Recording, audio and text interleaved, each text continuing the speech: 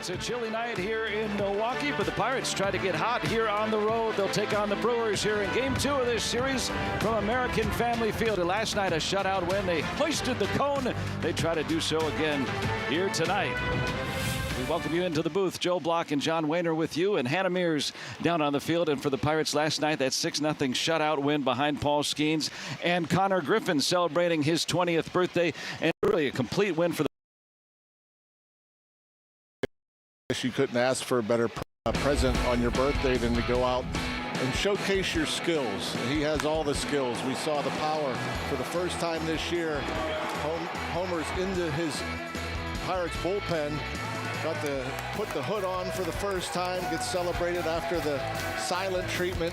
But we'll talk so much about his talent. The way he can hit to all fields, hit for power. We've seen the speed already. He picked up a stolen base. Big insurance hit last night with the bases loaded. He drove into with that cutter right there into right center. But what a heck of a day for Connor Griffin on his birthday. One of the youngest players ever to have a game like that last night, and helping the Pirates win, driving in half their runs behind Skeens. And then tonight for the Brewers, another tough customer on the mound, as it's Jacob Misiorowski, who's one of the hardest throwers in baseball, and he beat the Pirates last time twice in a row last year. Yeah, he's very talented. I mean, he was the talk of the town here in Milwaukee when he got called up, and it's because he will touch triple digits. He has a good slider. He'll throw an occasional curveball and a change, and he can dominate when he's on with the velocity and the location.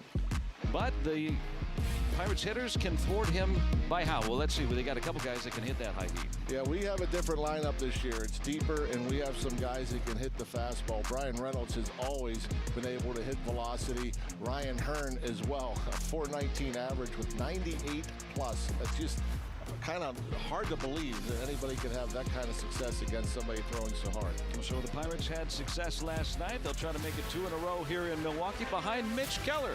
He gets the start tonight for the Pirates against the Brewers from American Family Field. It's coming up right here on Sportsnet Pittsburgh.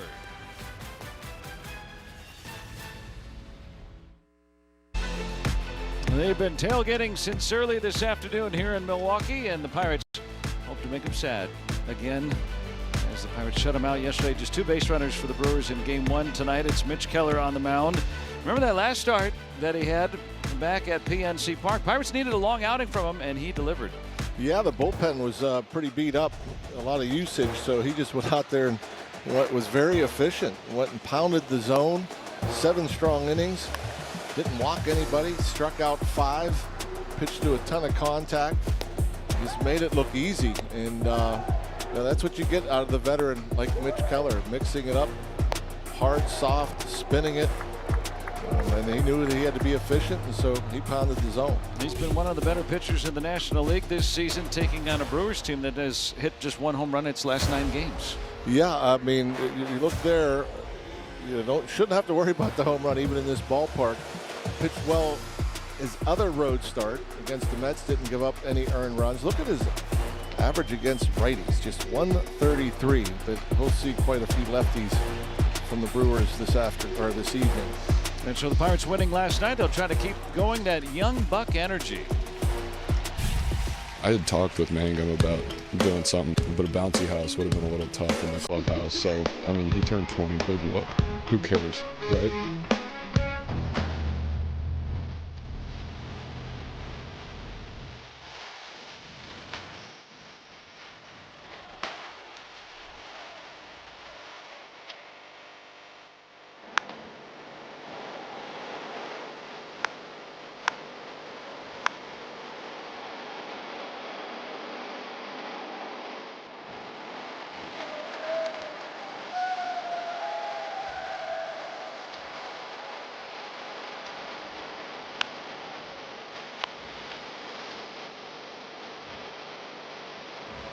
The league better be on notice because he's coming.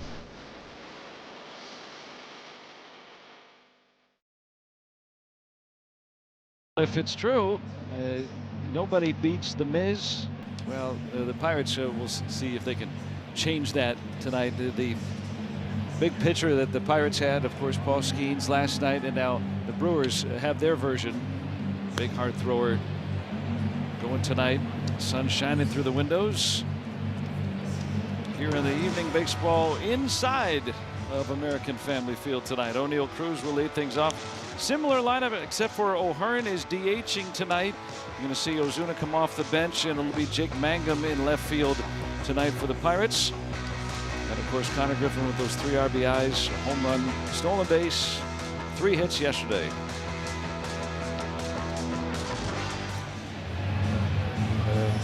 Tall, hard-throwing Jacob Mizorowski, 1-2 record, a 3.04 ERA. Look at all the strikeouts, 42 in 26 and 2/3 innings. Opponents hitting just 177. He's actually older than Skeens, 24. And beat the Pirates both times he faced them last year. So a lot of the Pirates have some experience against him. We'll see how that 103 fastball plays. Wow. That's how he starts the night.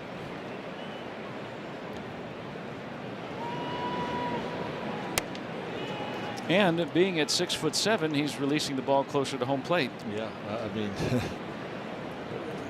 it's pretty amazing. I don't know. When's the last time you saw a starter start the game throwing 103? We never saw Mason Miller when he briefly was a starting pitcher, but that might be the only other example.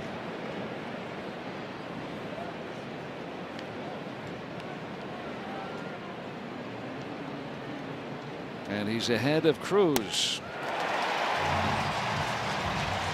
103.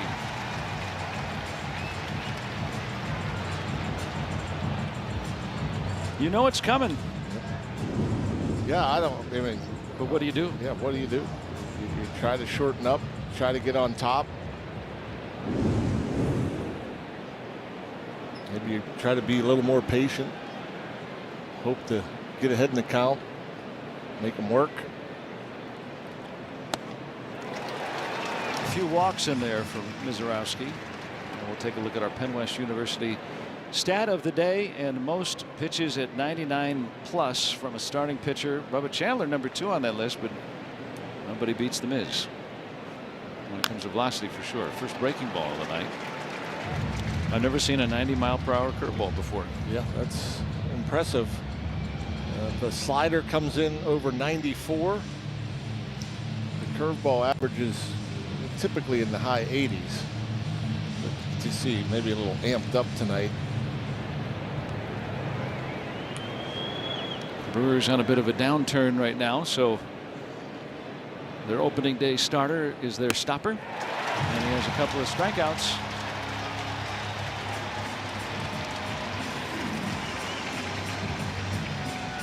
When the ball is in play, it is Greg Jones in left, Mitchell in center, Sal Frelick, one-time Gold Glover, in right, Hamilton and Ortiz on the left side, Turang and Bowers on the right side. William Contreras helps control the running game for the Brewers. Now Reynolds, the only Pirate on the roster right now that's had a hit or hits against Mizorowski. He's 2 for 5.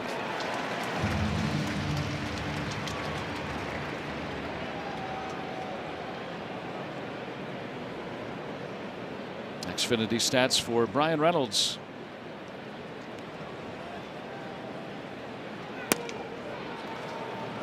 And challenged by Contreras. Calls the ball, catches challenging. ABS powered by T-Mobile.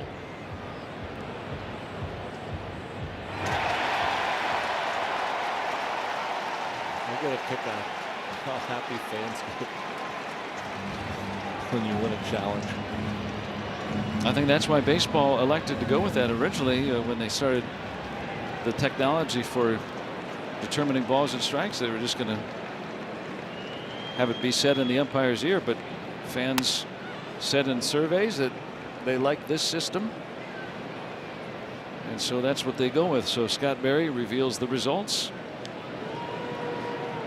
He's the crew chief working the plate tonight. A couple of strikeouts from Mizorowski. Head on Reynolds.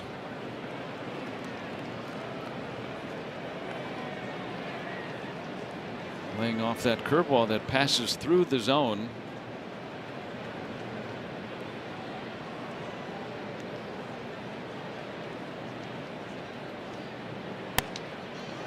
Right now left field is a tough sun field with the wind, or pardon me, the windows, the sun going through the windows right now, so anything hit out to Greg Jones out there might be challenging. That'll go away pretty soon. A little bit earlier start than last night. And from 0-2 to a walk for Reynolds.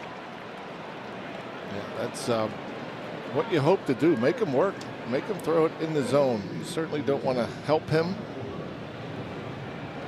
If he's throwing that fastball in the zone, it's going to be a tough night. It's just not doable. At 100 plus, we've got some guys that could turn around some velocity, but to do it consistently, not an easy task. And O'Hearn wants to see one. Among the leaders, batting average, on base, and has hit upper velocity well. But this is another level. And you're going, he's not going to be at 103 all night, but there's 100 above the zone.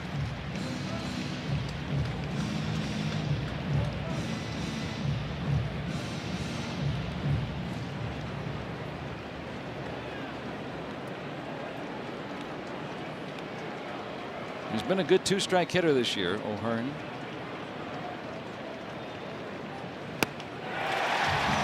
But Mizorowski's tough. He strikes out 3 in the first.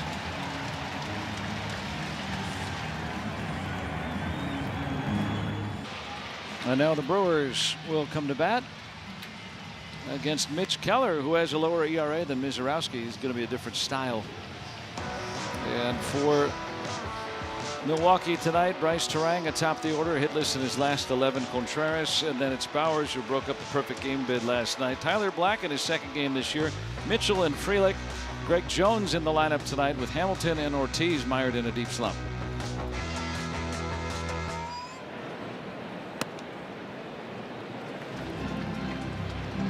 So that's 93 from Keller, but he's got better numbers than Mizorowski so far this year. Yes, he does. His Car Shield numbers, a 2.79 ERA, 2-1 record. And yeah, it's been pretty amazing watching Mitch Keller, just change speeds, move that fastball around. That's center cut right there at 94. So he's throwing 9 miles per hour slower than Mizorowski, but he can still get swing and miss. That's the beauty of this great game. There's so many different ways to be successful.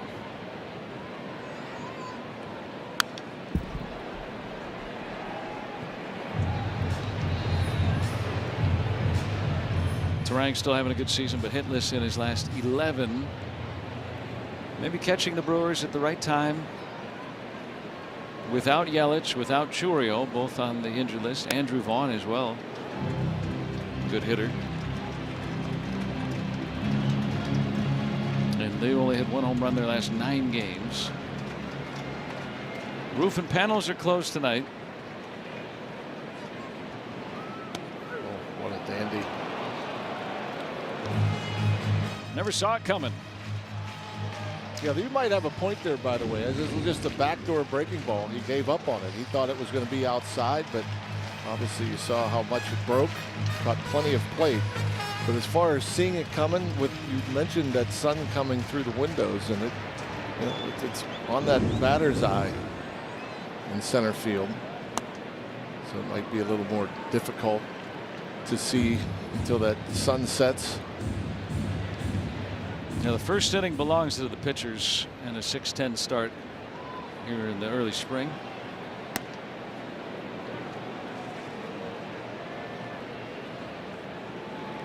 And Mangum out there left field, just now in front of where that light comes in from the window, so any ball that he comes in on should be able to read it.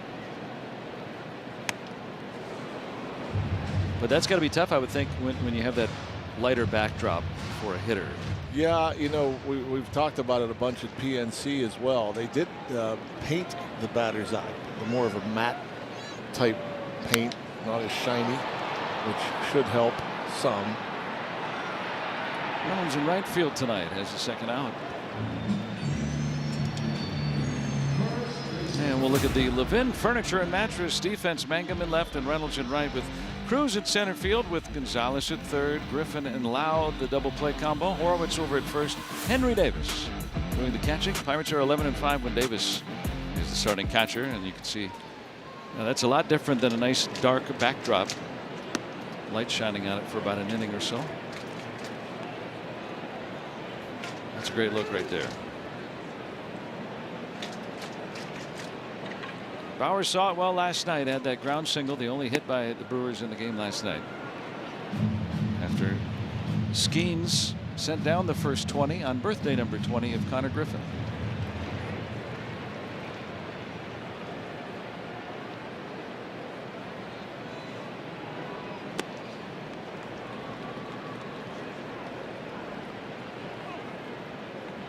Pirates looking to win tonight, and it has not come easy here to do that. Winning back-to-back games in the same series. They've done it once in the last 7 seasons. Just to win 2 games in a row here in Milwaukee. And a really nice curveball from Keller. He strikes out 2 in the first. Off to a good start. Pirates and Brewers scoreless through an inning here in Milwaukee. Jacob Mizorowski is our topic of our Penn West University educating you for tonight. And in that first inning, coming out at 103 plus, those were the fastest pitches of his career. That's saying something.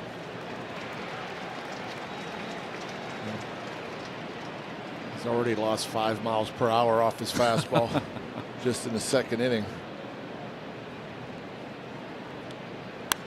Like just trying to think about that. The difference between 85 and 90, 90 and 95, 95 and 100. 5 miles an hour is a lot. Yeah, can he sustain that kind of velocity? No, but he'll work around 100, 99 to 100 all night. Or at least in past starts, that's what he typically does. I think you brought up a good point. If he's in the zone, well, that'll still make it tough for Pirate hitters. There's a base hit. Oh, Nick Gonzalez. That's a 100-mile-per-hour fastball, and he gets good wood on it. Again, Nick talked about it a lot. It's a short, compact swing. When you can stay short, you have a chance. And it's top of the zone even. Some folks, they don't get shorter, they get bigger.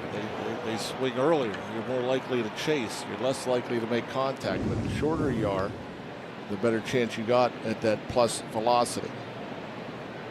So Gonzalez hitting .293 for the season. Working with a man on. Pirates have the best stolen base percentage this year.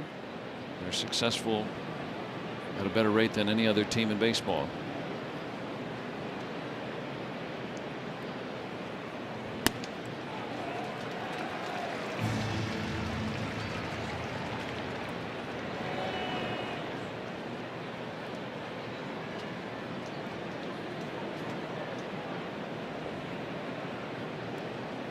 Great look at that tall right-hander, 6'7". Bounding ball might be 2. Return it quickly.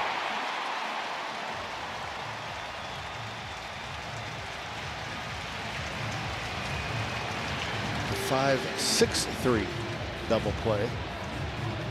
Shortstop covering the bag at second.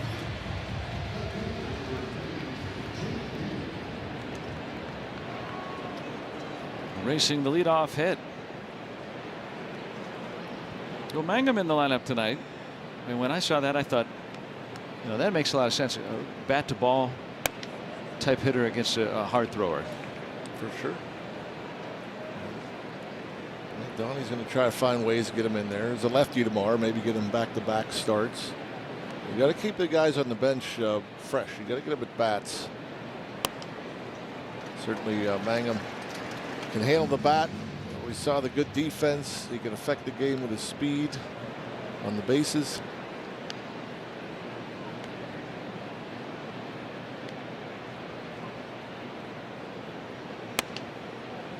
can bunt his way on. Usually you don't see that with 2 outs in the inning.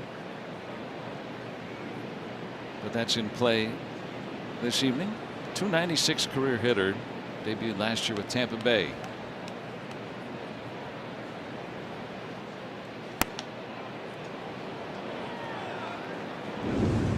Look at the Levin Furniture and Mattress strike zone. 101. Too close to challenge.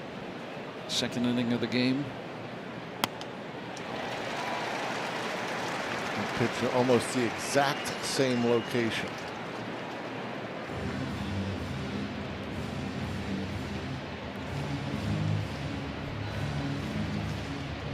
Now 3-2.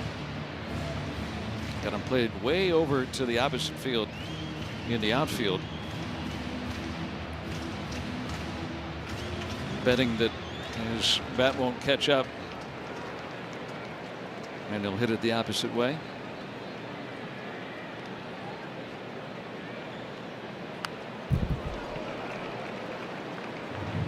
And he can waste the pitches. We talk about a guy like this hard throwing righty, you know, try to get that pitch count up. Make him work. Try to get him out of there after 5, maybe 6 innings. And Mizorowski, strikeout number 4. Still no score. Well, welcome back. Mitch Keller's last time on the mound, he faced the minimum through 4 innings for the first time in his career. Don Kelly said after the game that was the biggest start of the year because of how taxed that bullpen was that day. His ability to go 7 was strong, and it was so important. He said the way he attacked the zone, mixed pitches, it was unbelievable. For Keller, that outing was all about being on the attack, not walking anyone, and bouncing back from that previous outing. Joe, I know you guys had mentioned that a little bit in the compliments from his manager, but when you think about what he was able to do and then passing Rick Rhoden as well, top 10 on that Pirates all-time strikeout list, a very strong outing from Mitch Keller. Yeah, and you get a guy that's been around. This is his 8th season. He's been in the organization longer than any player. And you kind of look to him. Now, Skeens is a Cy Young Award winner. He's the ace, but Mitch Keller is the leader of the pitching staff. Indeed, and invaluable, the experience. You want to talk about a guy that's had his ups and downs, and like anybody, it's going to get better from the downs. You know, fix what's ever ailed you. You know, I think Mitch. Call the ball. Catcher's challenging. Mitch is always working. Henry Davis is challenging this. ABS powered by T-Mobile. Pittsburgh has 2 remaining challenges. Henry knows. Catchers have been successful more than 60% of the time on their challenges. The other positions, hitters and pitchers, less than half.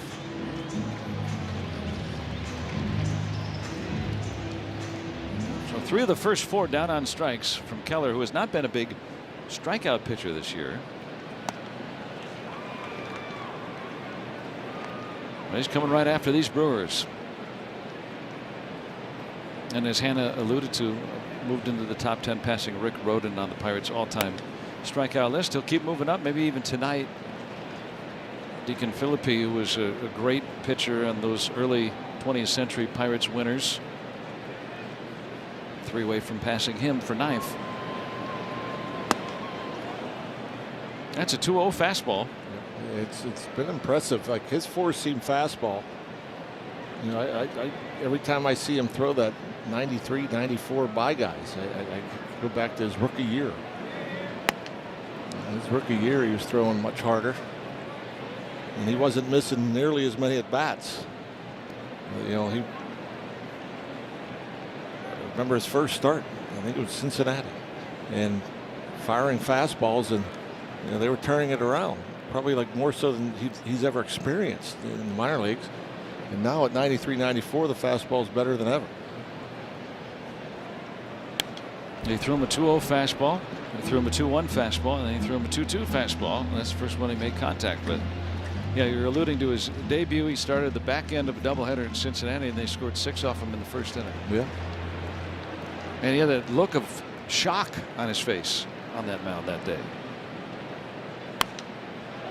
Now cool, calm, and collected. very early going, but the batting average against that four-seam fastball coming into this game is 152, with right-handers not getting a hit off of his four-seam fastball, which averages 93.2 miles per hour. Well, Bill Murphy, the pitching coach on the right there. So much when you hear pitchers talking these days, they talk about shapes. And so just doing things to manipulate the ball in a way that makes it even more difficult for the hitter to see. And Keller's been really terrific through the years at being able to add pitches even in season or tweak them. And so he's worked most notably on the curve and the changeup this year, but the fastball's playing up too. Hot shot, look out. Keller had to get out of the way. That almost clipped him. And Griffin is there.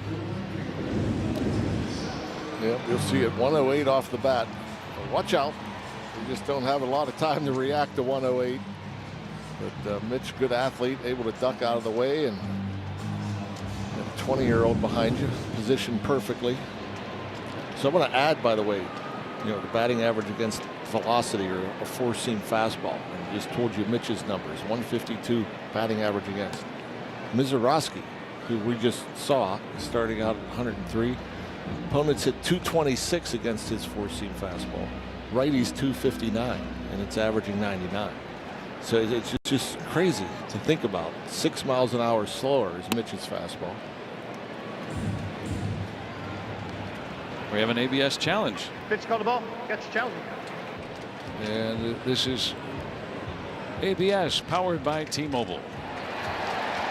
Pitches the ball. Pittsburgh has one challenge remaining. And the Pirates are down to one challenge. Missed by the margin of error, which is about 1/6 of an inch. Yeah, you don't like to lose that challenge in this situation. 2 outs, nobody on this early.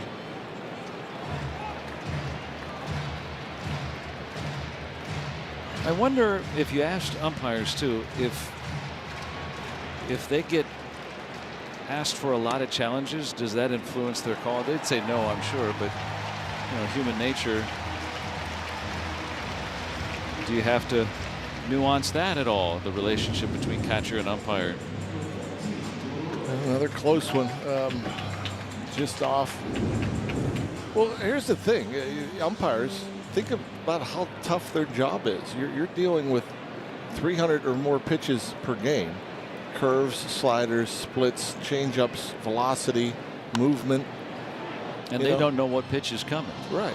And yeah, they don't know where it's coming. And now you're not only that, I could see in and out being pretty good, but up and down, it's a different strike zone for every guy that goes up there.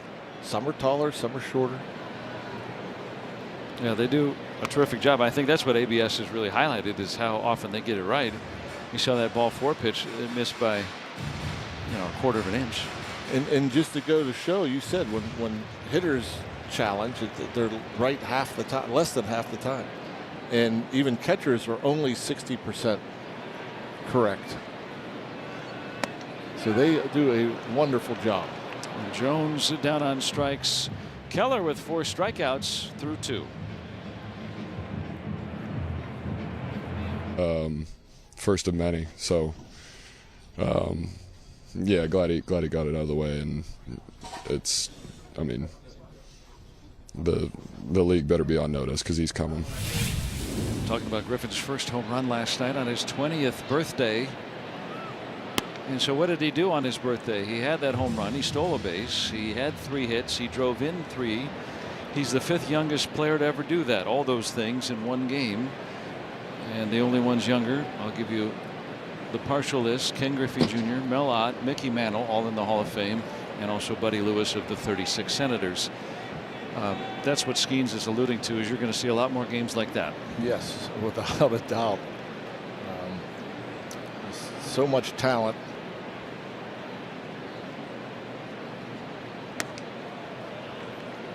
Back-to-back sliders at 96.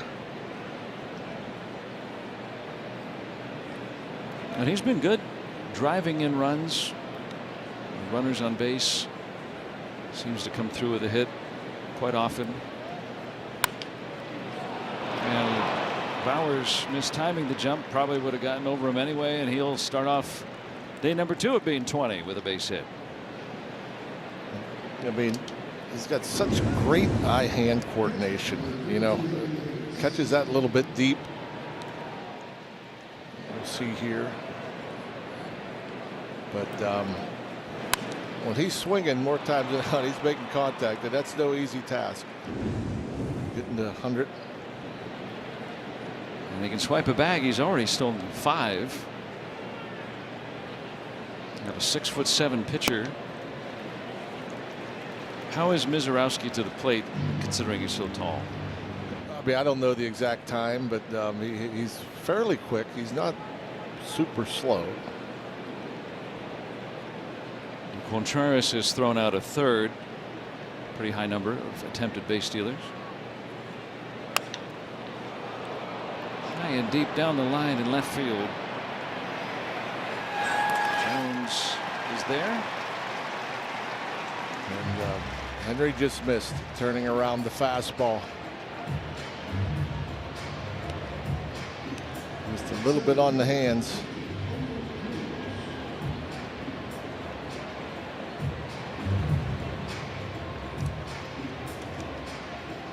So first time through the order, Pirates with a couple of hits off Mizorowski.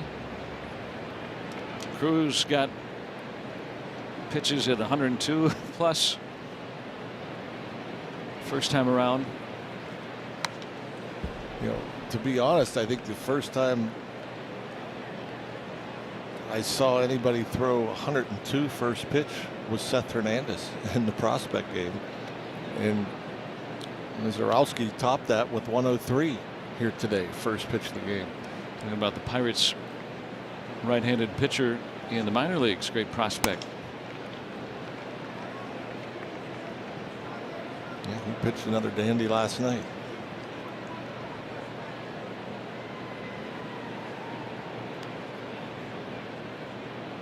Griffin with the leadoff single.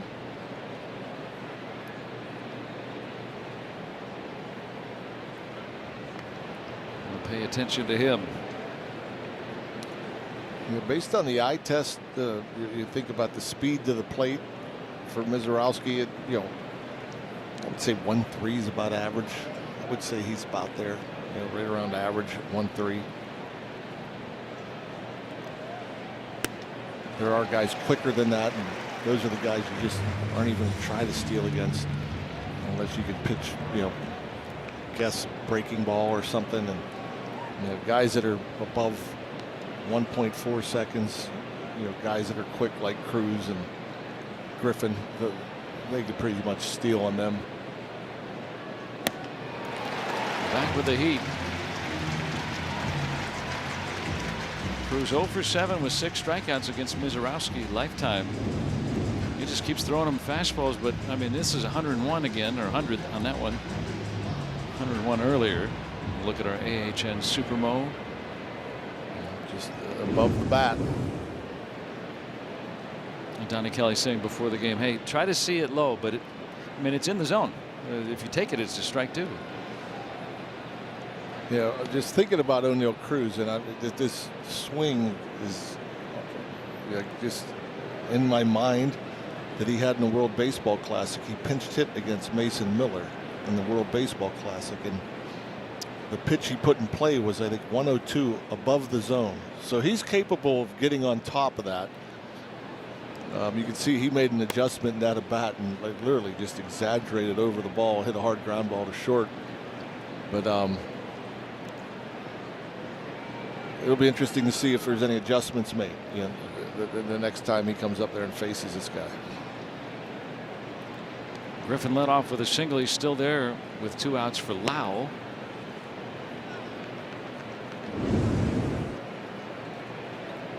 And he gets the call in his favor there. Lau is second in all of baseball, highest OPS against righty pitchers.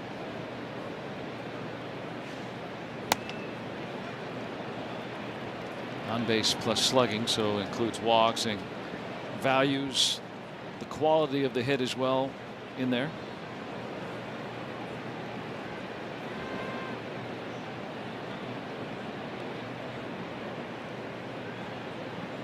Mizorowski's already walked one.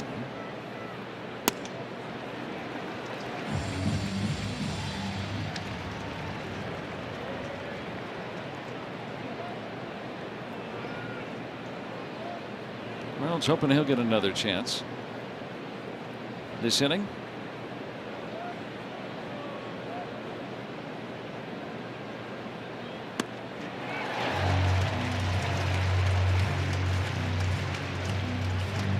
Now it's 3-2.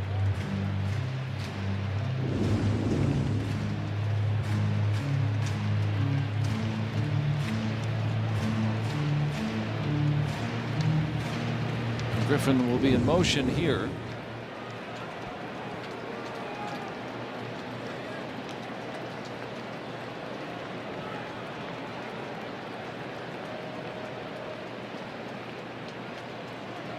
Just too much. 97 on the slider.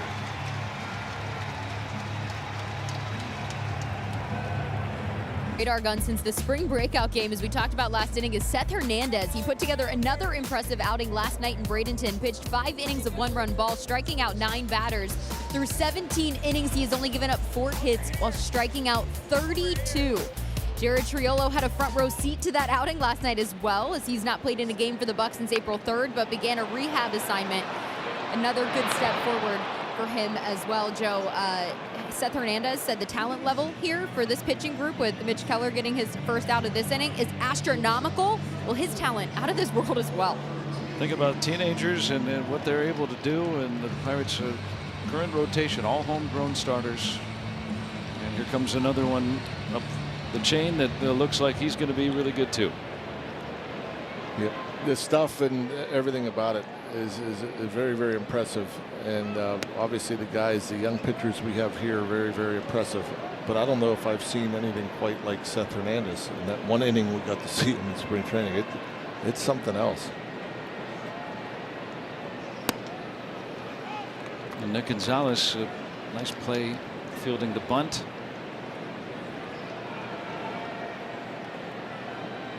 Not native to third base, playing more there this year than he ever has. I mentioned Jared Triolo on the rehab assignment now, so the way that Gonzalez has hit, trying to stump for staying in the lineup. And if he keeps playing defensively like that, he will. Brewers trying to bunt on Keller because he's been tough. They don't have a hit off him.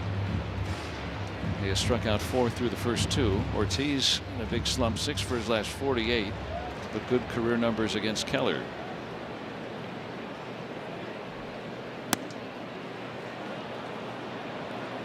An inside fastball to righties. They don't have an extra base hit off him since September. A right-handed batter. Just missed.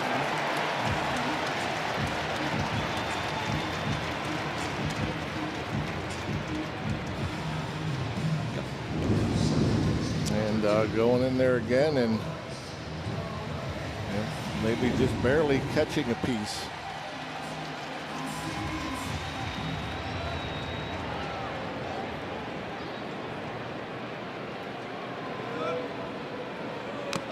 What's the width of a baseball? 3 inches? Oh, I used to know the exact one, but that's about right. I think it's just a little less than that. So we talk about the plate being 17 inches wide. It's really 23 because you only need the edge of the baseball to cross it.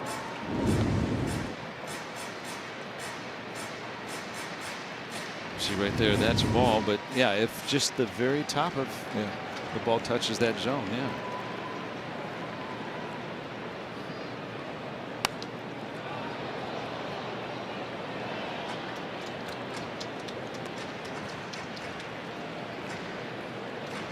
Ryan struck out looking first time around. Coming into today, Keller over the last 4 seasons tied for the most strikeouts looking in baseball. 2 have been caught today.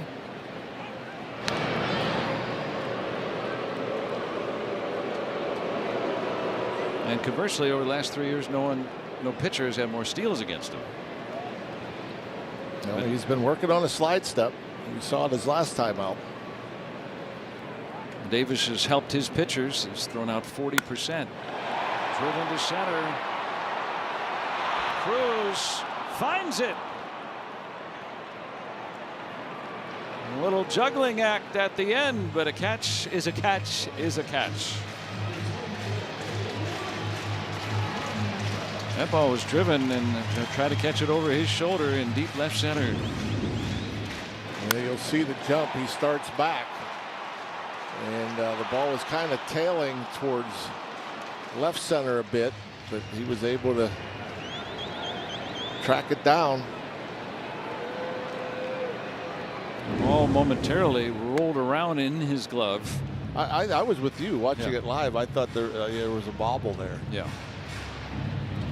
And when he cinched it, it was a catch, but there was a moment where could have popped out, and he didn't let it. There's some degree of difficulty on that. Seeing him make those plays now, and again, you don't need style points, you just need the out, but you're seeing it happen more and more now, where he's making those plays that are above average. Yeah, we're seeing the jumps get better. You know, there's more urgency in his play out there. I thought he made a nice play yesterday. We didn't talk about it much, but on a ball that wasn't hit real hard in front of him, got a really good jump. Used that good speed. It was a routine play at the end of the day, but you know, last year as a younger outfielder, you know, those jumps weren't as quick. He wasn't off the mark as quickly, but you know, he and Tony Beasley have been working at it every day since spring.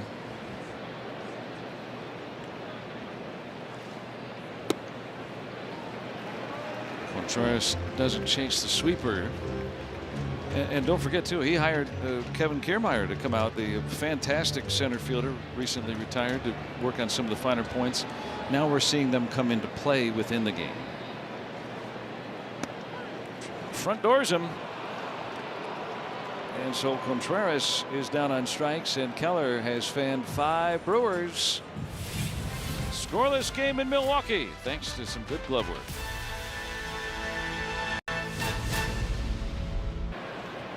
Welcome to the Toyota RAV 4th inning.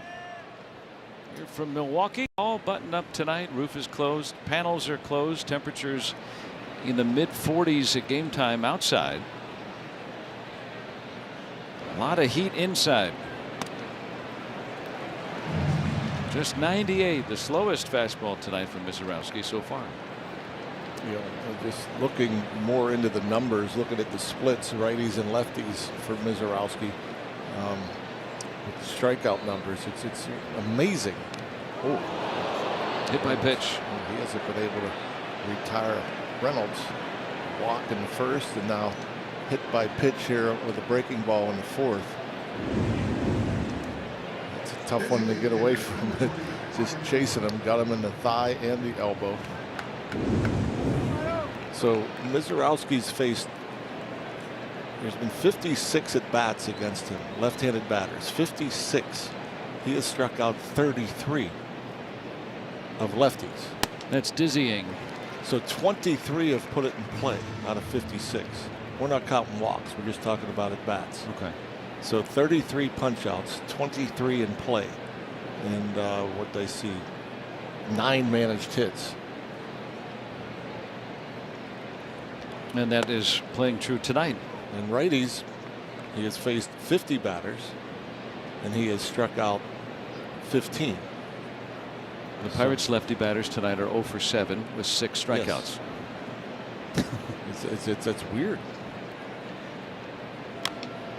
And the only one that they put in play was a double play. Right, and he throws pretty much the same pitches to righties and lefties. You know, the four-seam fastball, 62% of the time the lefties, 59% the righties. He throws a few more sliders to righties than lefties. Curveball about the same. And look at O'Hearn. And Reynolds trying to get to third, but charged well by Mitchell. Offline throw, but you don't know. Here with nobody out. And O'Hearn comes through with a base hit. First hit by a lefty batter off Mizorowski tonight. Go figure. Ryan O'Hearn making an adjustment and getting to a fastball. We showed you his numbers. He hits velocity as well as anybody, and turns that around. With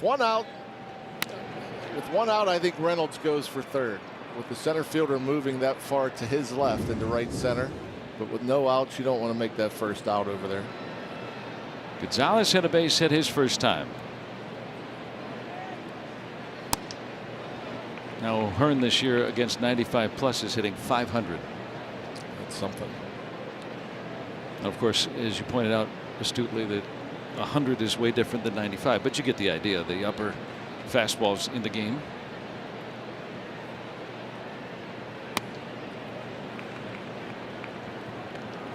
Now it's 2-0. Mizorowski has walked one and hit one. That was Reynolds both times.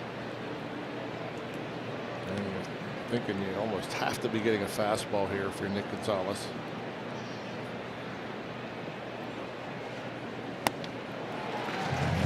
And he was anticipating it, trying to do some damage. Ended up chasing one upstairs.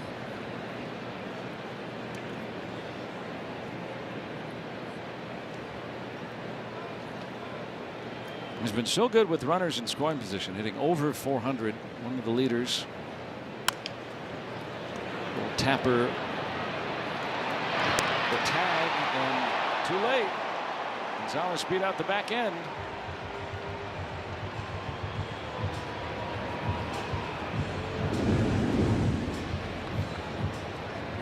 O'Hearn trying to avoid the tag, but the ball wasn't hit all that hard, and typically you want the runner to stop there. In this case, good thing he didn't stop. If you stop, you throw it to first, and you maybe end up getting the double play.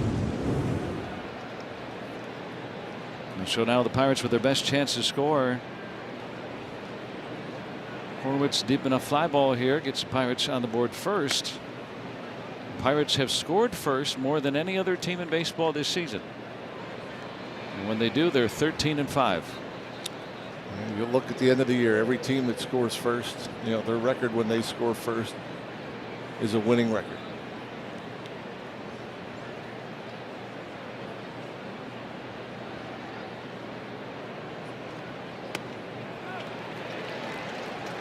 Could not hold up on the 97-mile-per-hour slider. It's just crazy you could throw a breaking ball that hard. Reynolds the lead runner at third with one out. Horwitz down the line, but foul.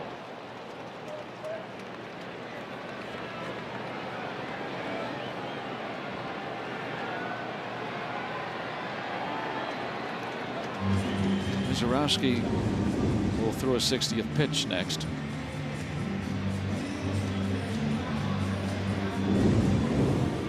And he got Horwitz ground into a double play last time he faced him.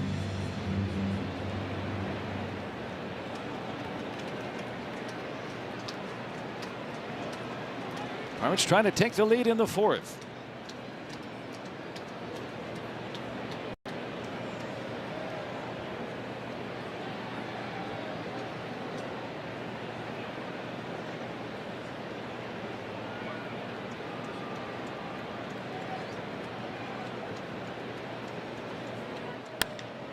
Horwitz comes through. RBI single for Spencer Horwitz. Pirates up 1-0. Again, you know, with two strikes, he shortens up. He got all sliders that were down and in. Mizorowski trying to go upstairs, and Horwitz shows how he can shorten up and get to it. Think about that, up and in at 100. That's impressive. And to squarely smack that ball into center. So the hit batter comes around to score. Chris Hook, the pitching coach. So now you look at this and say, all right, you got the lead. You got 2 on and 1 out. Pat Murphy has to think about, all right, if this becomes a bigger inning, what do I do?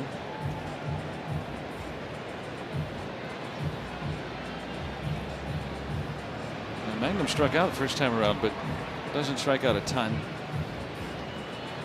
Puts the ball in play a lot.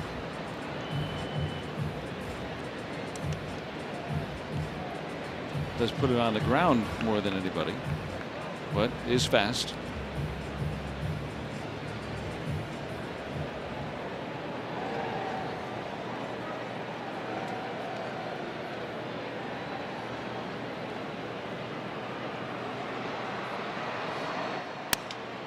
Might have broken his bat. Beats out the back end. Pushes Gonzalez to third and gets Griffin up this inning. Well, they got a bunch of 2-out hits last night to drive in runs. Let's see if we could do it again. Connor Griffin able to hit a ball on the right off that triple-digit fastball. Seen him go through that hole on the right side a few times already this year, with the runner being held on first base.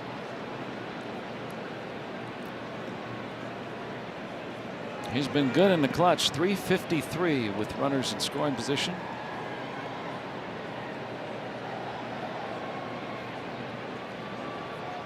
Mangum dancing around out there. Yeah, he was thinking of going. Stolen 3 bases. Put 2 in the scoring position if he can get in there. And Griffin with a base hit. Mangum trying for third, and he'll get in there. Connor Griffin comes through with a 2-out RBI single. It's 2-0 Pirates here in the 4th. And again, yeah, this time it wasn't the fastball. I think it was a slider that caught too much plate, up a little bit. And once again, dumping it into right field. That's a big hit. Anytime you can get a 2-hit or a base hit with 2 outs to drive in a run. That was a slider. And so Griffin now, as a 20-year-old, is hitting .833, and he's running. And they'll pretend to throw to third instead. Stolen base for Connor Griffin, his 6th. Now base hit could really break open a big lead. And because the Bucks stole a base, you steal the deal. Scan on screen for $25 off at Valvoline Instant Oil Change.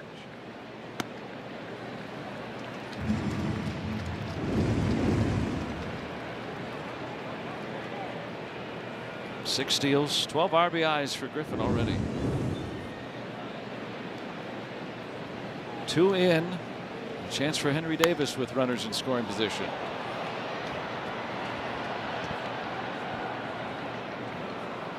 He's due. And that would be weight off his shoulders, too, to get a big hit like this.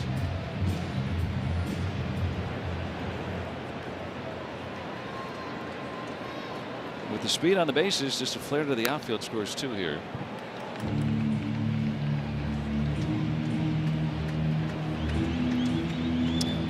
He's obviously geared up for the heat. He doesn't want to get beat. He's trying to get the bat head out.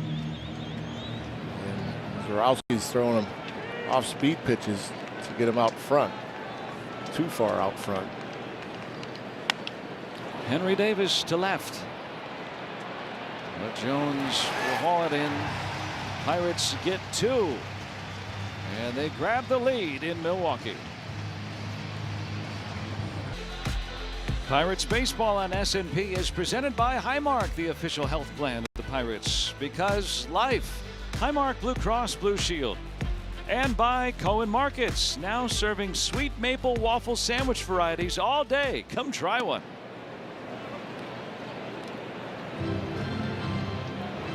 Pirates have the lead 2-0 in Milwaukee after winning 6-0 last night.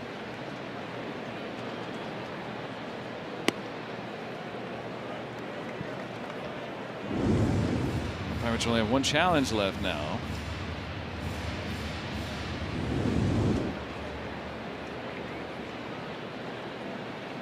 1-1 on Bowers. Wow, that went a long way. Well, foul, but second deck the other way. He's got some pop. You see their 5 home runs. First base runner for the Brewers last night. Skeens retired the first 20.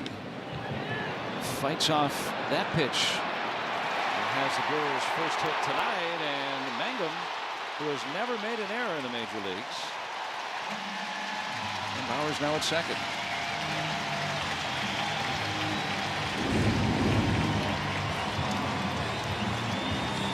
That ball just kind of skipped on him a bit.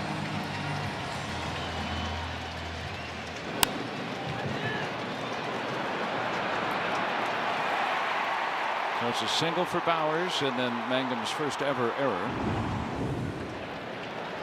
And in scoring position for Milwaukee, Tyler Black just called up yesterday. Tough play for 3. That's in. Bowers will be held. Well, the Brewers changing the momentum rather quickly. They have more hits in this inning than they had all series. Yeah, 2 well-placed balls. This was up in the air for a while. I thought maybe we'd have a shot, but Nick Gonzalez can't get there. Jake Mangum did all he could, and just out of his reach. Just after the Pirates grab the lead, Brewers have the tying runs on in scoring position. Garrett Mitchell's the best at hitting in the clutch in baseball. They have to call time to get Jake Mangum a breather. A lot of running already this inning. First 3 batters pretty much was that 3 consecutive pitches hit out that way.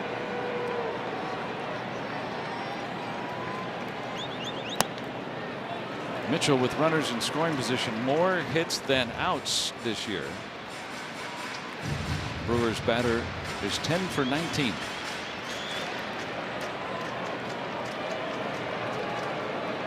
Keller's got to get around him.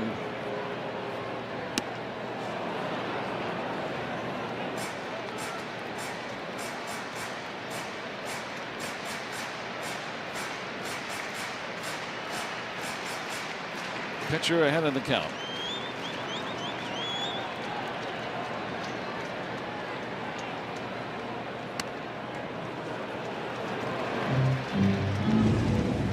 Trying to go up and in.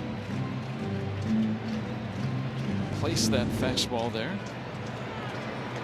2-2 on Mitchell. Pirates just took the lead in the top half.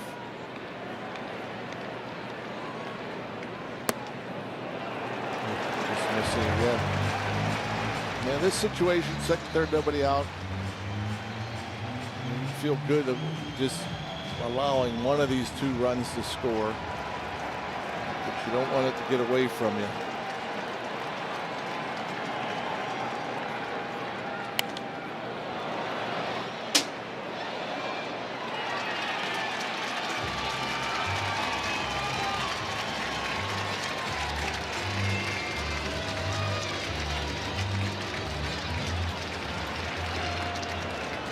Mizorowski seeing if his offense can get him something. They have not scored in this series against Pirates pitching.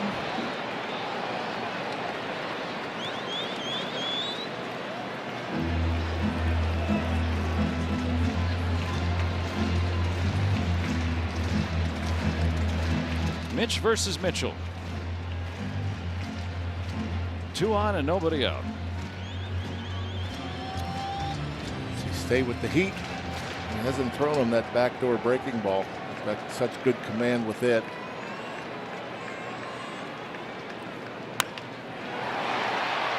Out to Griffin. Took a little time to get the out. A run is in. Boy, that was a tough one to handle.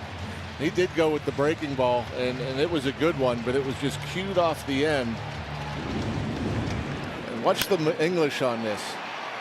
It was kind of slicing to Griffin's left, and then it came back to his right. I was wondering why he stabbed at the ball like that. It looked awkward. And that explains it. So now Black, the tying run at third with one out. Infield will play up for Frelick.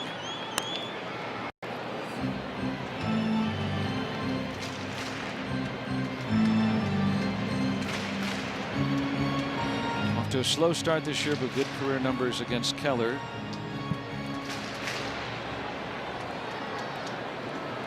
Pirates lead cut to 2-1. Now Keller ahead, 2 strikes.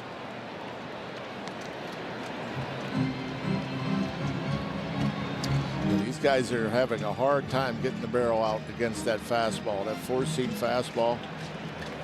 A lot of late swings.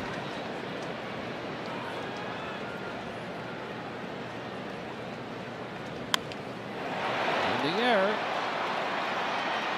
Reynolds has it. Black coming home. Tied at 2.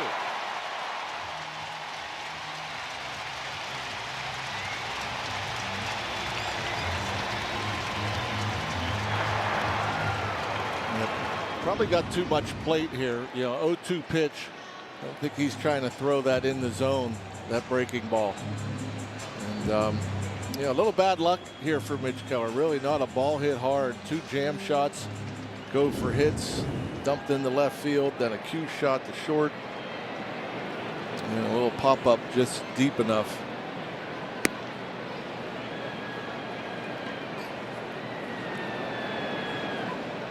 Jones showing the bunt.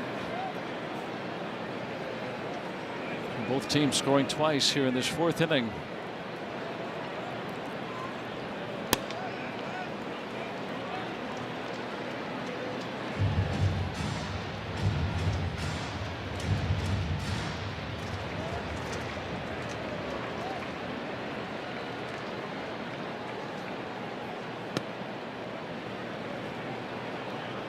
Jones struck out swinging first time around.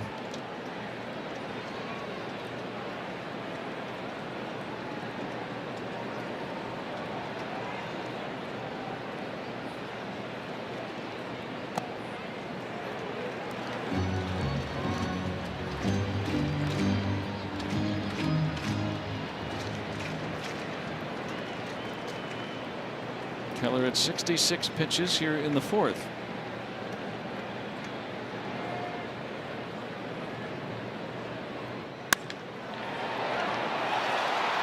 Good job of staying in front.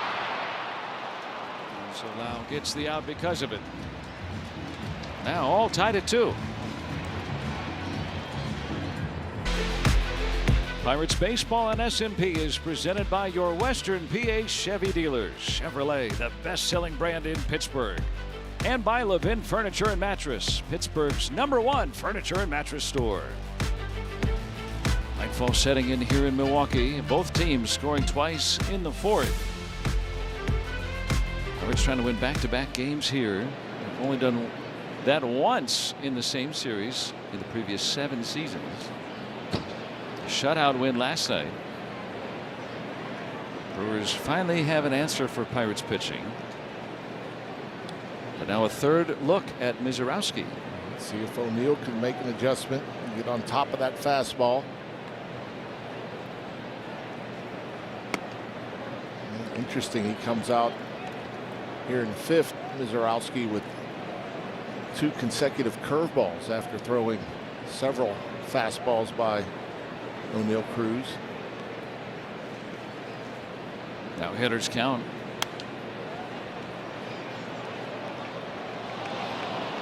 Spoiling 100.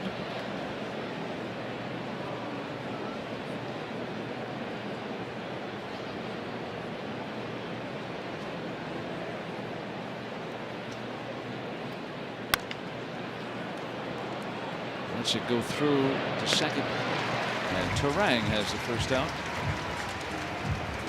And coming up next weekend on Saturday, the Cincinnati Reds in town. It's a 4:05 game. The first 20,000 take home the Pirates at Band T. Brought to you by your local Pittsburgh Hyundai dealers. Go to pirates.com/tickets. Allow our model there. Nicely done. And he's hitting. How do they do that? What a coincidence. Oh. Diving stop by Bowers.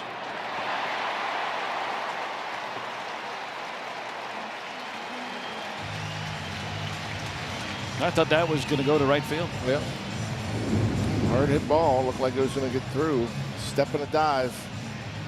That was hit hard, too.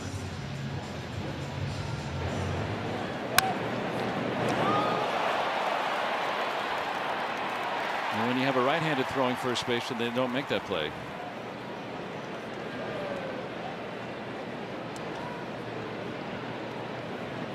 Luck of the draw.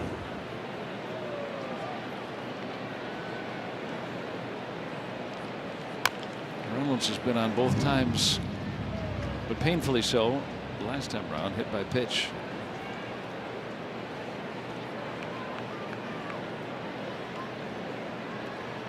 I want to pass along birthday wishes to Tina Miller. I know that she's watching tonight. Big fan of the Pirates. Always a big fan of hers too. Seems like there's a lot of birthdays in April.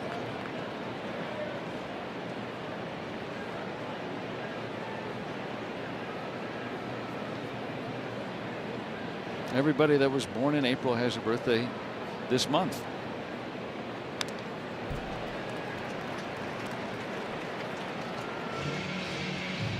So true. Connor Griffin had the birthday yesterday. Evan Sisk the day prior.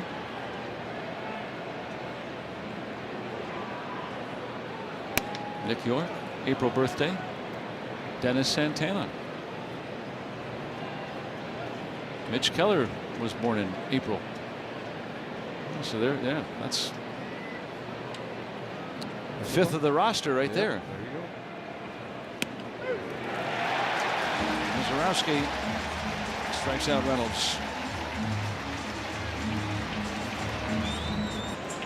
Score big on authentic gear at MLBshop.com. From official jerseys and memorabilia to hats and hoodies, we've got this season covered. Visit MLBshop.com/Pirates, the official source for your Pirates gear. Some folks have already taken advantage. Hamilton tried to bunt his way on.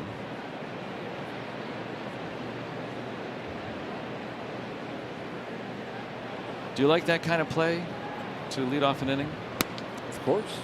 Yeah, you just don't see it often. You got speed.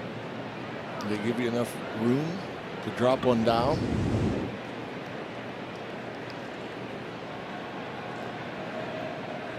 Now with 2 strikes on him. If you bunt foul with 2 strikes, you're out. So that's why I don't see guys bunt with 2 strikes very often. Can't say never. I have seen it. Yeah, you get a really good bunter. Why do I think of like D. Gordon or somebody like that? Oh yeah, trying to bunt with 2 strikes. That's a good one. Now you figure, I would guess, I don't know the exact numbers, but a hitter in general with 2 strikes, you know, I think Major League average is well below 200. You know, I mean, if I had to guess, averages throughout baseball when a hitter has 2 strikes on him, probably maybe 170 or so. That's a 6th strikeout for Keller tonight. He moves past Deacon Philippi on the Pirates all-time list. Well done. Keep climbing. It's a season high in the game for him as well.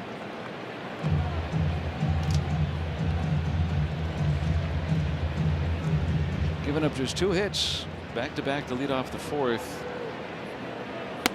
And as you pointed out, neither particularly hard hit, but well placed. And there he is. Look at that. Doc Ellis is up next. And then Mr. Blass. All achievable this season. You would think he'd be moving up to 7th by the All-Star break. Where Steve has resided for many years.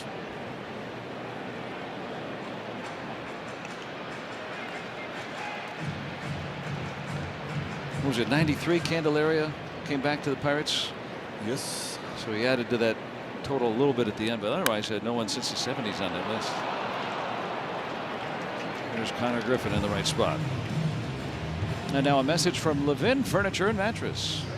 Get the guaranteed lowest mattress prices for life at Levin. 2 up, 2 down. See Terang a third time.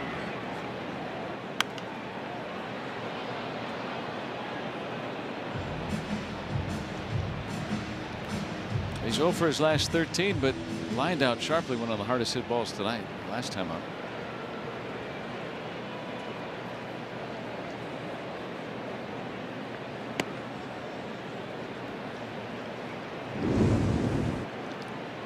Very close. Yeah, breaking out the changeup. Pretty amazing how firm his changeup is. He's got such good movement. And a guy that is throwing 100 miles an hour, you might see a changeup at 90, but a guy that's throwing 93.4. It's very close in speed. But when you're watching it live, it doesn't look like it. I mean, it looks like he gets guys way out in front. You know, they're late on his fastball and way out in front of a pitch that's just 4 miles an hour slower. Dials that up to 95 and the hitter's count.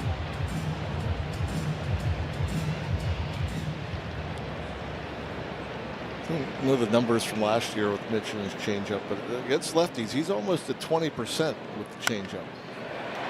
Base hit for Terang.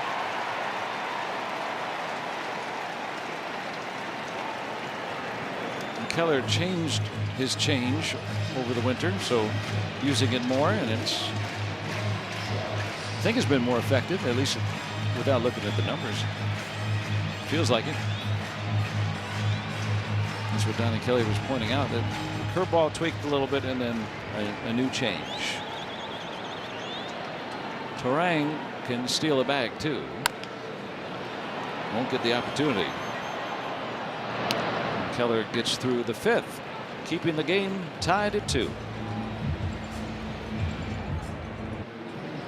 Tied at 2 on the UPMC scoreboard. Pirates baseball presented by UPMC, the official healthcare provider of sports coverage on SNP. Bill Murphy, the pitching coach, talking with Mitch Keller through 5 at 84 pitches.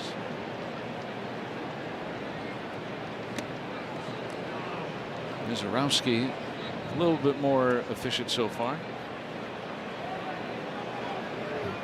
Skeens. They get a challenge. I mean, he got hit with the pitch. Really on the field is no hit by pitch. Pittsburgh is challenging. Yeah, Harden knows. He felt it. He's already down at first base. So the umpires in New York will take a look. We'll look on the AHN Supermo. A hard slider and just off the top of the knee, just grazing him. Certainly attempted to get out of the way. That can't be ruled there. So the call was no hit by pitch. You can see where the umpires didn't see that, but it looked like the ball changed direction. After review, call on the field is overturned. It was a hit by pitch. Pittsburgh will retain their challenge. Second hit batter today by Mizorowski, and so the Pirates have the leadoff man out. Yeah, last time the leadoff batter got hit by a pitch, Buck scored 2. See if they once again take advantage.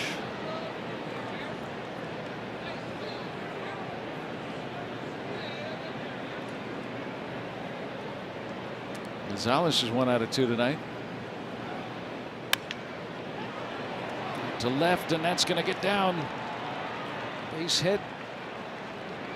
2 out of 3 night against Mizorowski. Stay hot.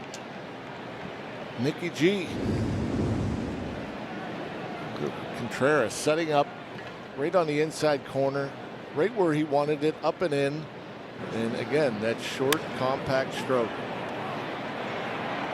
Didn't get barrel to it, but that's a good thing. I couldn't carry all the way out to Jones and left. So Gonzalez now hitting .298. And the Pirates have 2 on and nobody out. Horwitz has already driven in a run tonight.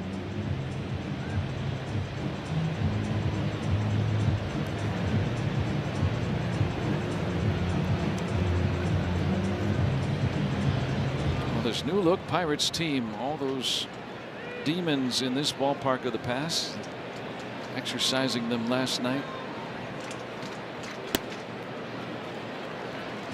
I like what O'Hearn has said before. Reporters will ask him about something that's happened. Well, this team hasn't won, etc. So what? I wasn't here. Yeah. And it's really true. You might be wearing the uniform, the same colors or whatever, but that's the only thing that's similar. That's exactly right. We've been watching along, but these are a lot of new guys. And that will advance the runners. That's useful.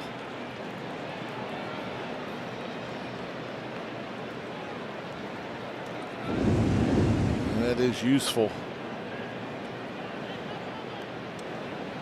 It's a wild pitch. Gets second and third, nobody out. Same situation as what the Brewers had in the bottom of the 4th inning, and they scored 2. Infield will play up most of the way. Down the line. That'll do it. Deep enough. O'Hearn is in, and the ball gets away. Gonzalez thought about it, but with 1 out, he's already 90 feet away, and Horwitz gets the job done. 3-2 Buccos. What great timing for a wild pitch. Otherwise, this is just a pop up, and the runners stay put at first and second. But after the wild pitch, muscle one out there to left field, just deep enough. And 2 RBIs for Horwitz, and now Gonzalez can score on another fly ball hit deeply enough. Maybe a ground ball past the drawn in infield. More Mangum style. That's a nice read, by the way, for Nick Gonzalez. You know, that's a shallow fly in the left, and he's at second base, and not going halfway. He's tagging, and he's only going to advance to third if the throw is over the cutoff man's head. So he read that perfectly, and so another sac fly, another fly ball to the outfield, can get another in. And 100 upstairs twice to Mangum puts him down 2 strikes. Put it in play last time up.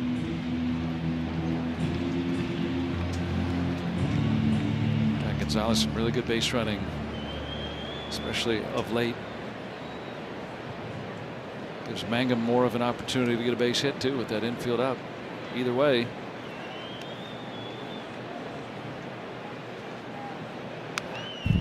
Just got a piece.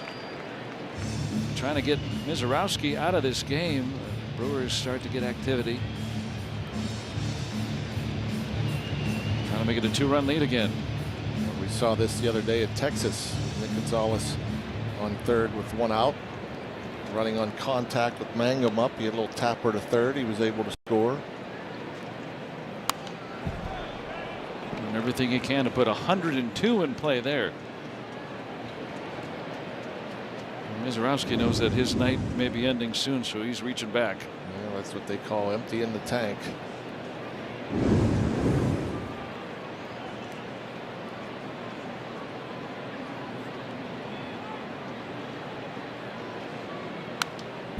Mangum again spoiling another fastball.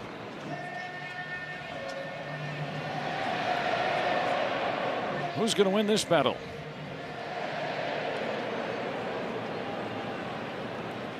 Find a way to put it in play.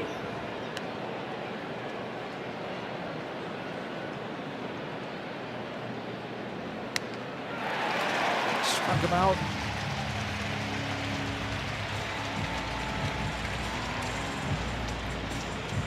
And now Connor Griffin is coming up. Let's take a look at StatCast, powered by Google Cloud, on Connor Griffin's 2 hits tonight. Yeah, these pitchers have been working him inside, and you see how deep he's hitting some of those. The fastball out front in yellow, that's the home run ball last night. The other 4 hits to right field, all on the inner half of the plate. Catching them deep, but dumping them in to right. All he had to do was turn 20. That's it. Drove in a run his last time up, got a man at third. Trying to make it a 2-run game. We've seen him at times getting tied up inside, so we've seen some pitching staffs trying to work him in. And, again, with that hand-eye coordination and just being able to get the bat to the ball, even though you're catching it deep, you're finding room on that right side, whether it's through the hole or dumped in front of the right fielder.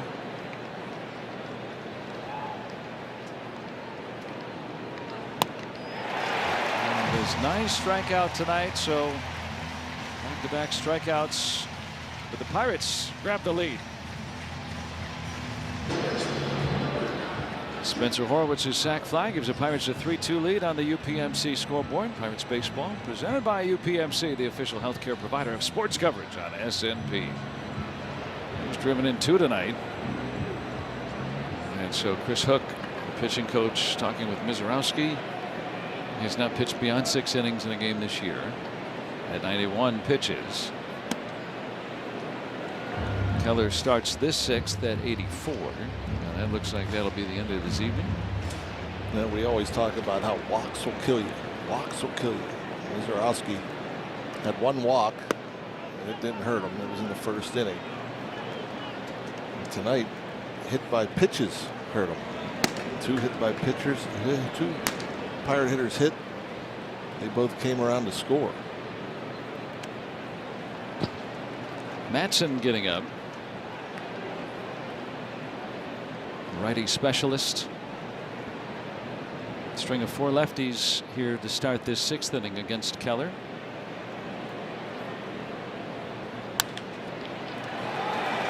He's going to sneak through. Bowers' 2nd hit. The exact same spot in last night's game to break up perfect game bid by Paul Skeens. Bowers rolls one through where nobody is. That was their only hit last night. The Pirates had never had a game where they limited the Brewers to just 2 base runners until last night. Tyler Black looped a double last time up. Went down the left field line and brought 3 Pirates out there, but it just fell in. Just caught up yesterday.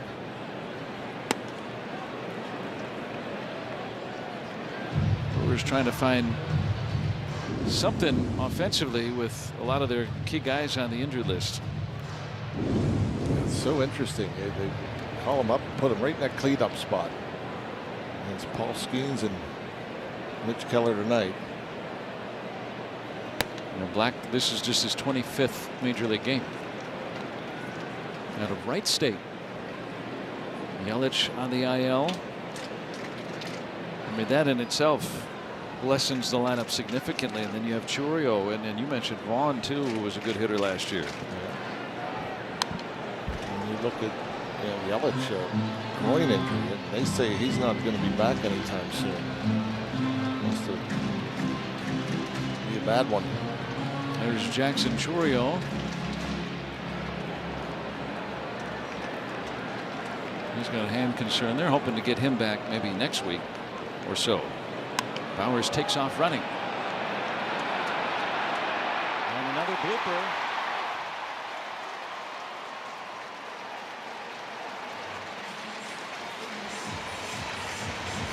These 2 lefty batters are 2 for their last 2 against Keller now.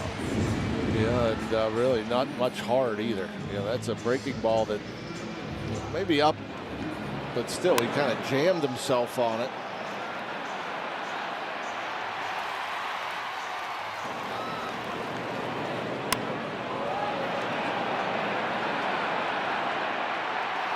With the 5 hits off of Mitch Keller, there's really one of them hit hard. Donnie Kelly is coming out.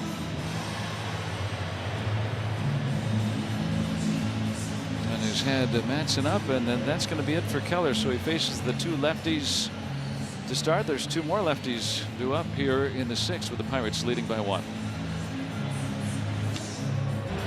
Pirates 3, Brewers 2, but Milwaukee threatening here in the 6th. And this Pirates pitching change presented by Valvoline Instant Oil Change service. You can see experts you can trust. Great numbers for Isaac Madsen. 14 appearances, ERA 1.23, 11 punch outs, 7 walks.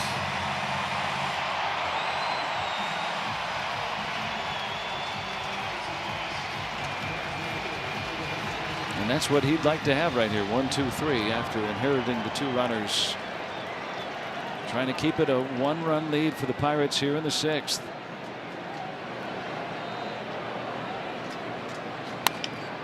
Little bouncer. How do they play it? The second. That's a scary one because it's not hit that hard. You're not turning 2. You got the runner that's going to try to get in the way of the throw. But good job by Spencer Horwitz. He gets it. You'll see here the runner, the ball.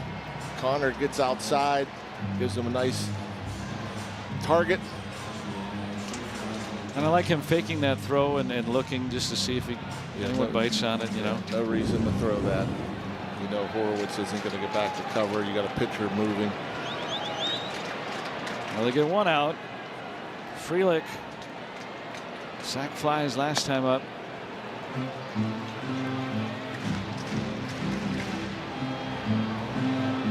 Madsen, typically a fly ball pitcher, not a guy that get a lot of ground ball double plays. Pop up will work. That one hit well, deep enough. Bowers tags and is in. 3-3 in the 6th.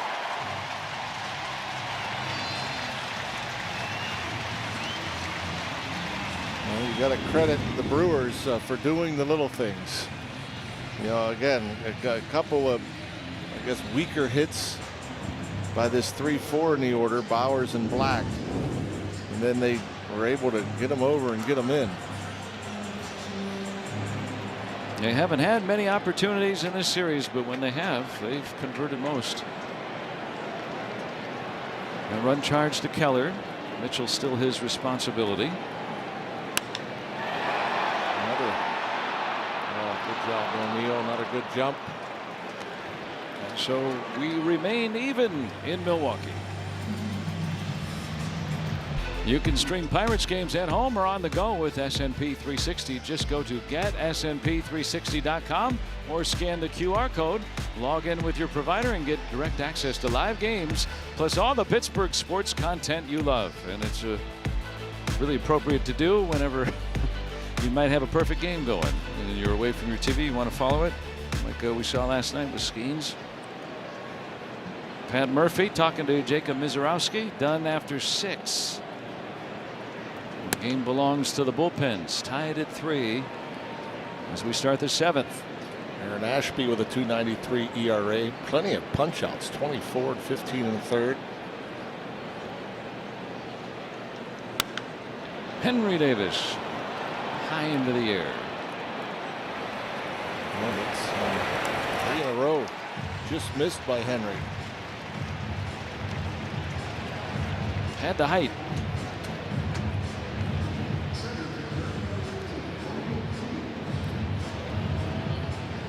Lefty, a hard thrower.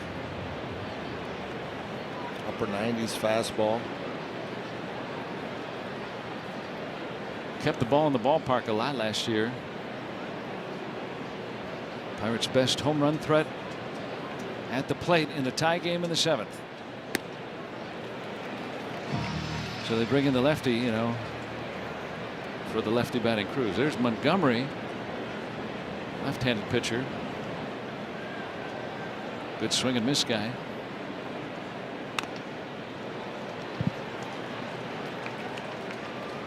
Cruz against lefties this year has hit 4 home runs. He has more hits this year against lefties than he did all of last year. Yeah, we're in April. Another week to go in April. Well, almost a week, but yeah, it's been impressive. 12. Ashby has that really good slider. And coming up on Sunday next weekend back at PNC Park, the Reds in town for a 1:35 game. Kids 14 and younger, you'll take home a Pirates themed comic book on Superhero Day. Get your tickets at pirates.com. Tomorrow afternoon contest here, and then the Pirates with a 7-game homestand beginning Monday night. Continuing games against the division.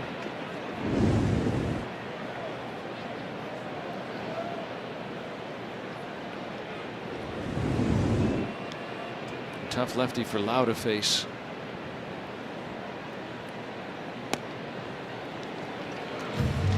Yeah, that's he got a curveball and a slider. And with 97, that was at 100. Yeah, that's a lot to cover. And what does Lau do? A base hit. Turned around 98 for a 2-out single. Hey, that's impressive. That really is. And top of the zone at that. He made a little adjustment against the Brewers starter. Hard thrower, hit ball hard, robbed of a hit back in the 5th, but finds a hole this time.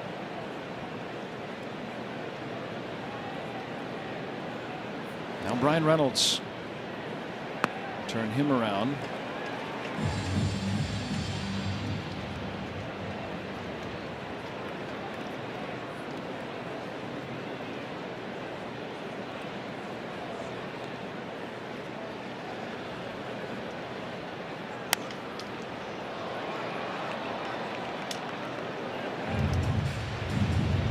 Oh, this is not the. Oh, go ahead, Rock.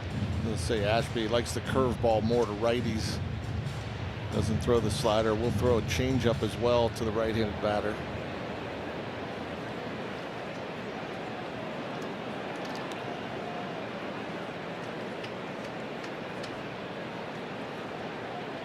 That's the change. It's a good one. 93-mile-per-hour change. Tied at 3.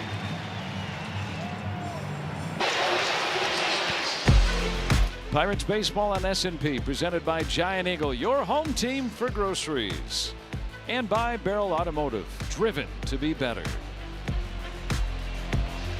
Now who's going to take game 2? Pirates shutout win last night, 3-3 as we go to the bottom of the 7th.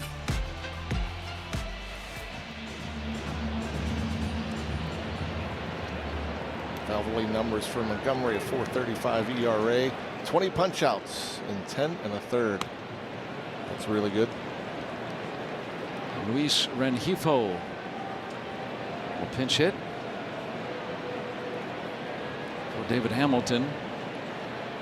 Rengifo 2 out of 30 against lefty pitchers this year.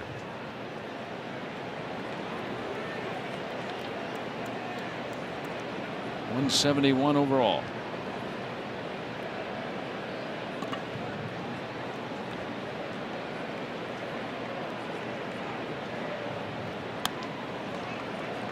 Matson threw 4 pitches and got 3 outs. That's impressive. Yeah.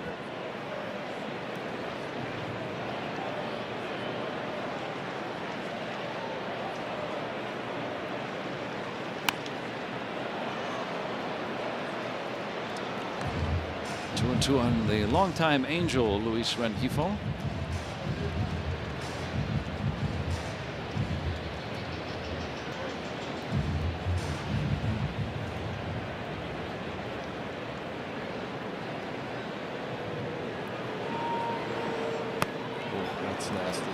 You know, we've seen Montgomery. I think with each and every outing, it just looks better and better. You know, the command, the confidence. He's been in some big spots, unfazed. And that strikeout presented by Coppers, protecting what matters, preserving the future.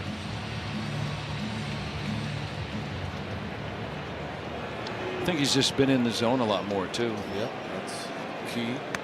Or on that last pitch, you know, to a hitter that I like how they show that tail, because when the hitter commits to the swing, it's in that box and then it's gone. Yep. And I mean that fastball jumps on you.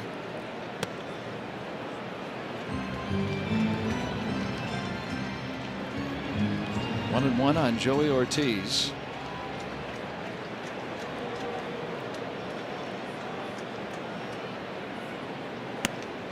Ooh. And that's 97, but that's a very late swing right there.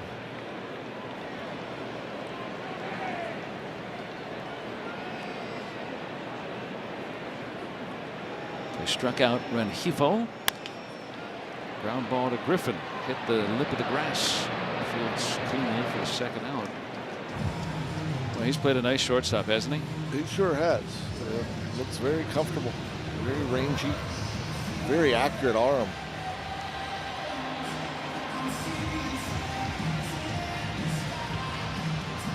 Montgomery's gotten the first two outs. Bryce Terang. Last two times up, hit the ball well. Base hit his last time.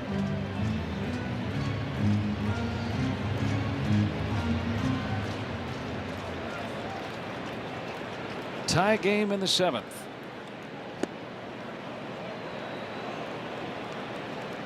Tom Hanahan says it's ball one.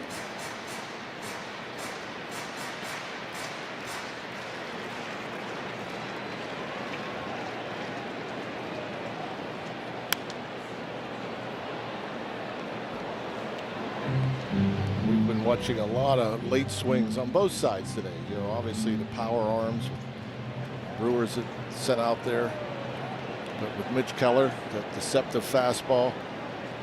Now Montgomery. And these Brewers are a team that can hit the fastball. And we've seen that in years past.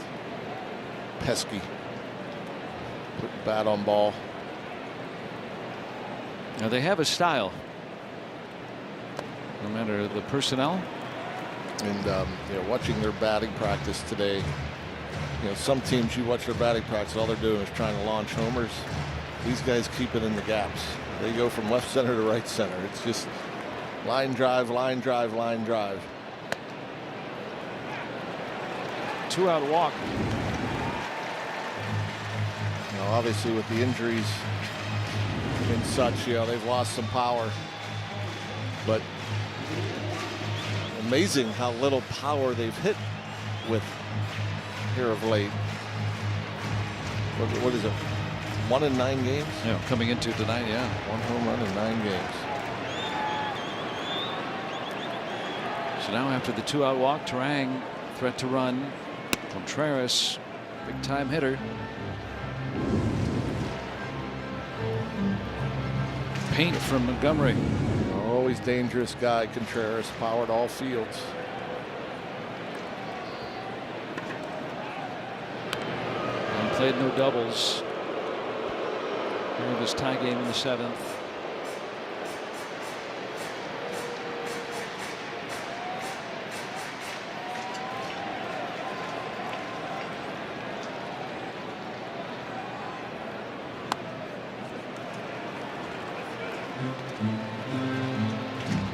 Now Montgomery, after the pinch hitter, having to face 3 out of 4 hitters who are right-handed. Trying to get the job done here in the seventh.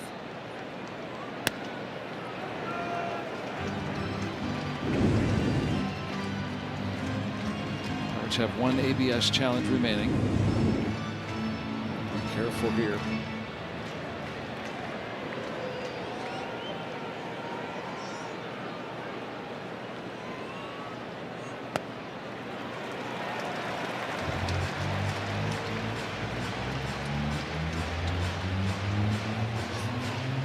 Push that tying run into scoring position, especially a guy with good speed.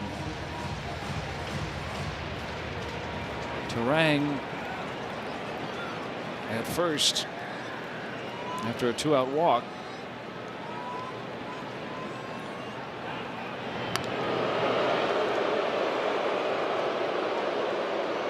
Fans' favorite play in baseball. It's a weird how things just, I forget where it started. One venue started that, and it's everywhere now. Out to deep right. Reynolds wraps it up. Just enough room. The ballpark holds it, and that keeps the game tied at 3.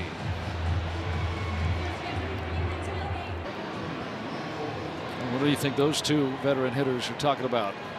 Yeah, scouting report. Brandon Lau. Rengifo is in the game at 3rd after pinch hitting for Hamilton. Yeah, Lau got the base hit off Ashby. Fastball straight. Is it moving? What the breaking ball look like?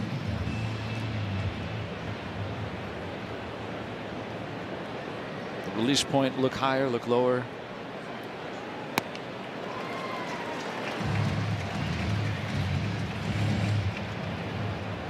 Any little bit might help as the Pirates trying to break this tie.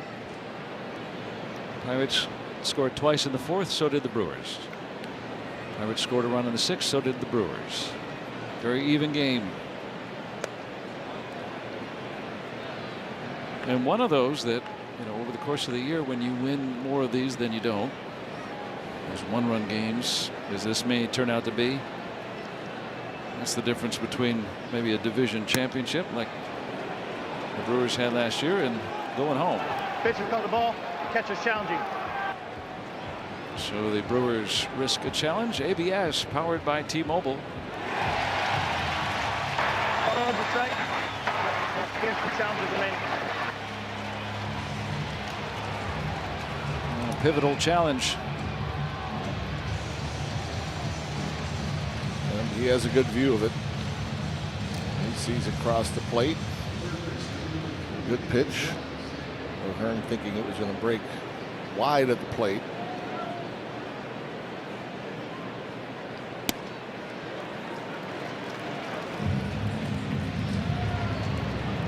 Gonzalez, a couple of hits tonight. That was against Mizorowski.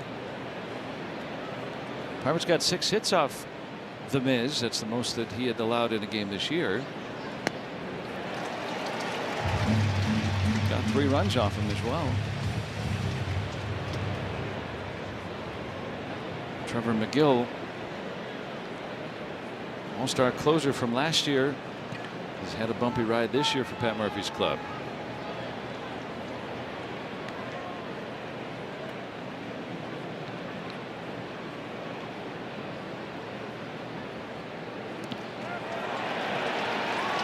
I thought they got rid of the bespectacled, hard-throwing left-hander that the Pirates detested.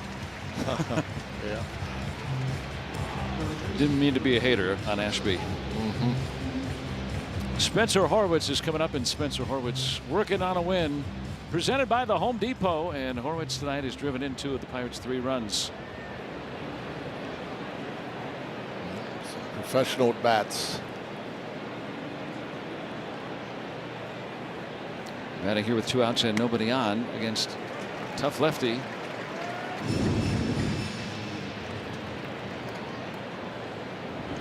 Four of the 5 outs against Ashby have been strikeouts.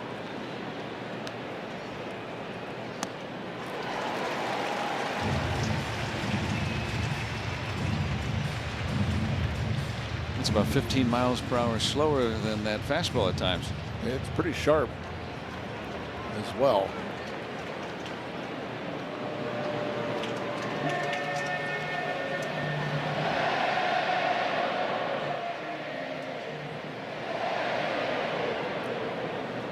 Pirates trying to crack this tie game in the 8th.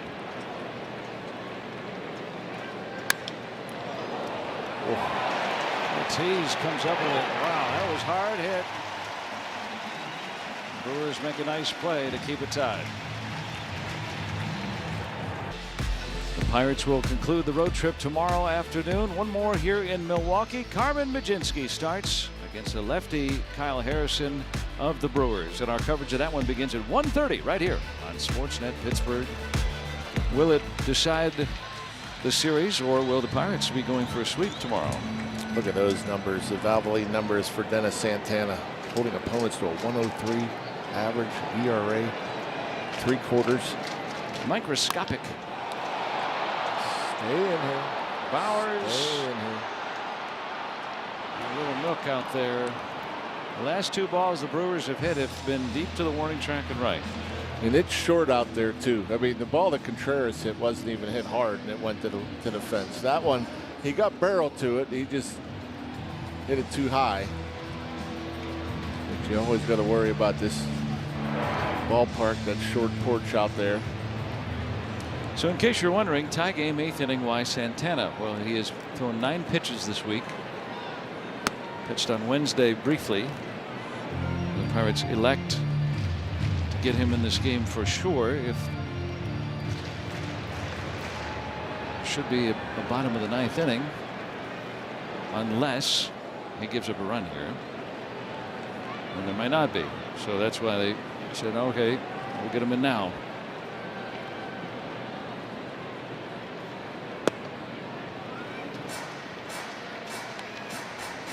But as we told you, he seldom gives up a run, and he's been so good against lefties too. This is a stretch of 4 consecutive lefty batters in the lineup. They're 1 for 22 against him this year, and over the last 3 years, no right-handed pitcher holds lefties down more than Dennis Santana. They hit just 144 against him total over those 3 years. He's so good at missing the barrel. I mean, Bowers actually got barrel, just got underneath it, but yeah, he's so good at getting soft contact.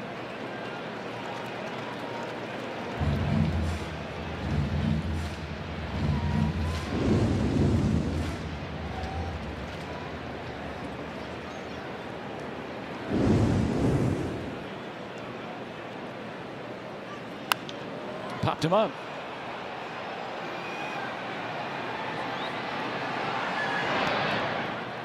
Gonzalez secures the 2nd out.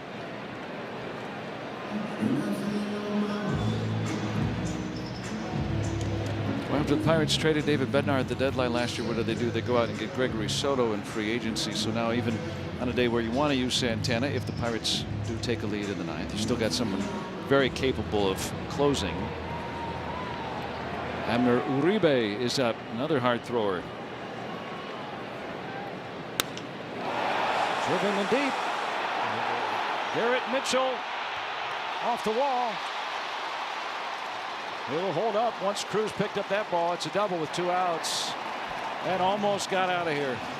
Yeah, that was a little nerve-wracking there. He hit that one good. That was out over, and he thought he got it.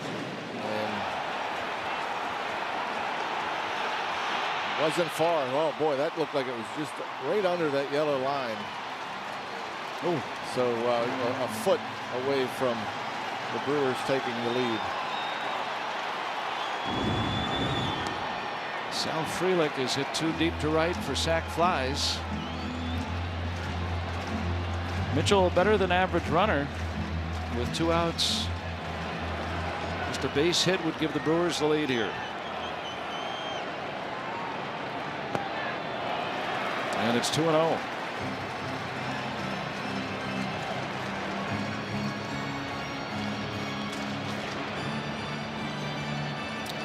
Santana, you know, he won't give in. I don't think he's going to just come in and throw one in there to Frelick with first base open.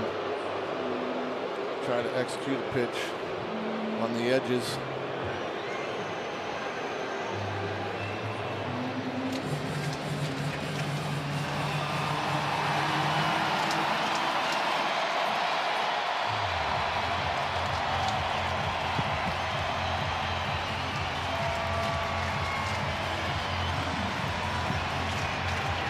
Mitchell is the go-ahead run at second here in the 8th. 3-0 on Frelick.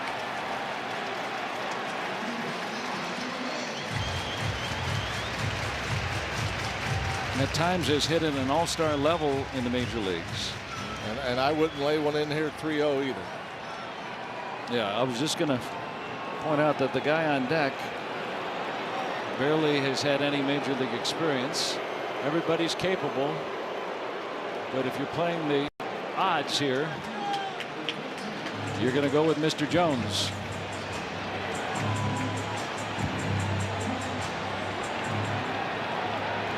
He has 23 major league plate appearances.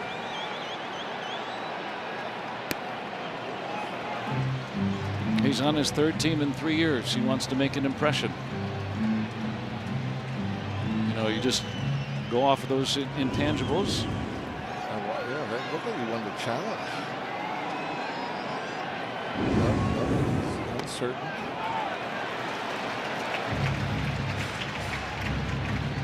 1-1 on Greg Jones.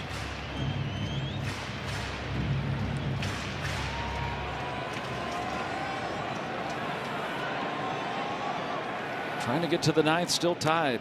Well, that's a perfect pitch. He doesn't see that slider.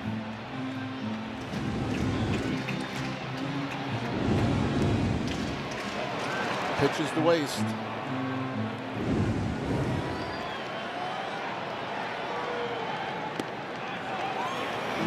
They're sticking with it. 2-2. Tie game, 8th inning. Dennis Santana trying to strand the 2 runners.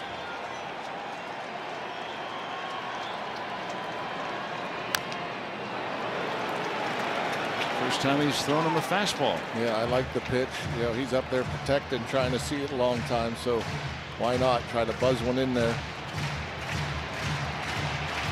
Mitchell, an above average runner, the lead runner. Frelick pretty good too.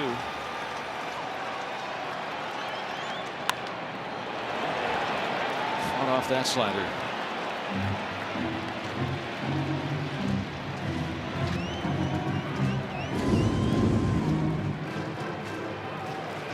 Late. Trying to get into the ninth, still tied. Santana did it. Really good. He unsheaths the cutlass, and we'll go to the ninth in Milwaukee. Still knotted up, 3 apiece. The ninth in Milwaukee. Pirates 3, Brewers 3. Mangum will start it off. They get Ashby out of there after 2 crisp innings of relief.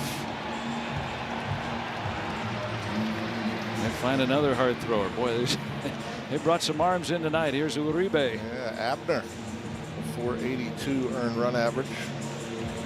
Just over a strikeout per inning. 3 walks. Averages 98 with that fastball. Fastball slider, that's it. Fastball's been getting hit. Slider has not. Just a 125 average against that slider. 350 against the Heat. Mangum 0 for 3 tonight. 1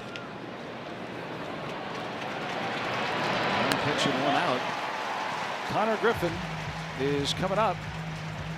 And he's our Toyota driving force of the game. His series has been phenomenal. Yeah, the first big league homer, the base hit through the hole. The big bases loaded single. Let's just keep going that way. A couple more in the right field. 5 hits, first 2 games in Milwaukee. That's not bad.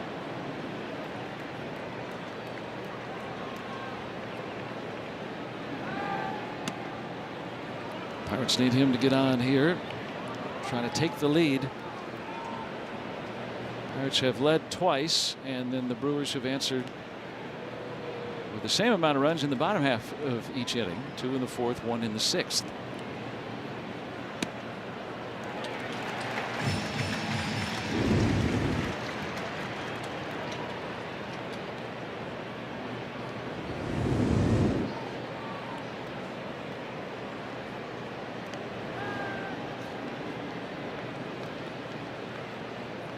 Drove in a run with his single in the 4th.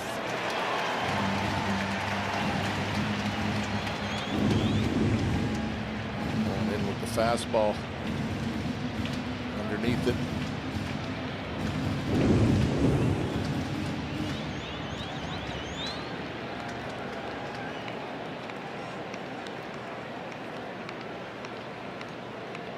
One and two on Connor Griffin.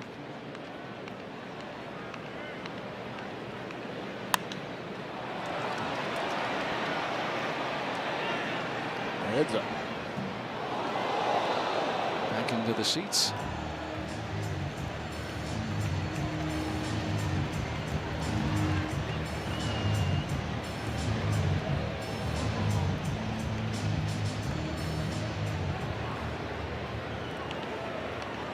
Griffin with good speed too if he can get on.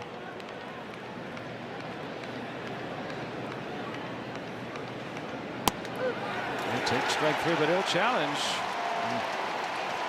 It's definitely on the plate. The batter's challenging. He must have thought it was up.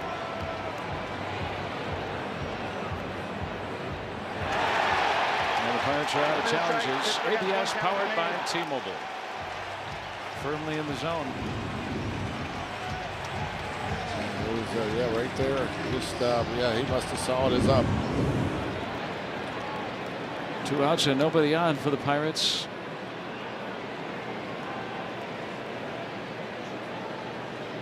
Up to Henry Davis to get on. He's flied out left 3 times. We'll play the line up third.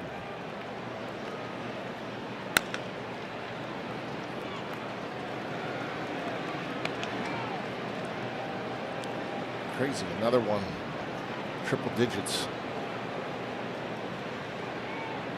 All 3 Brewers pitchers have thrown at least one pitch at 100 plus.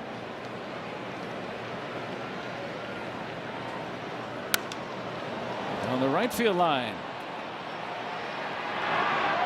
Frelick into foul ground to make the final out.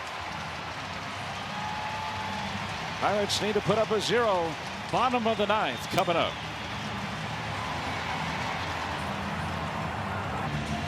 Bottom of the 9th inning coming up in Milwaukee, and we're getting to crunch time now. You got to put up zeros to get to the 10th, and it's up to Gregory Soto. His Valvoline numbers, he's been very good as well. 2.13 ERA, 19 punch outs, 6 walks, and 12 2/3. Opponents hitting just 116.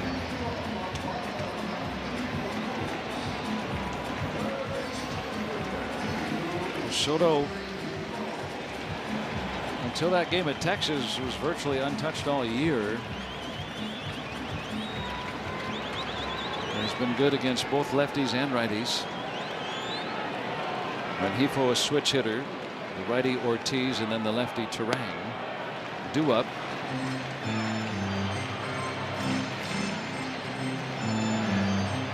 Santana worked the scoreless 8th.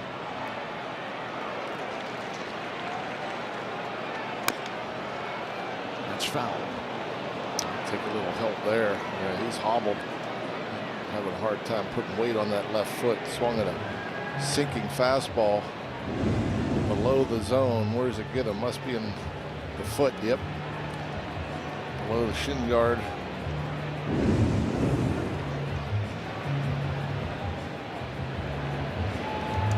I don't know how they would handle it if he had to come out of the game. In terms of finding another infielder,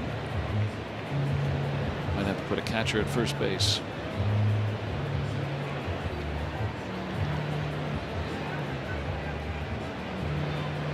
Oh, he's smiling now.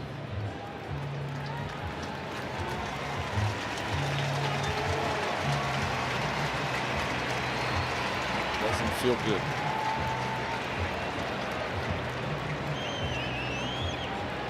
Rengifo pinch hit in the 7th.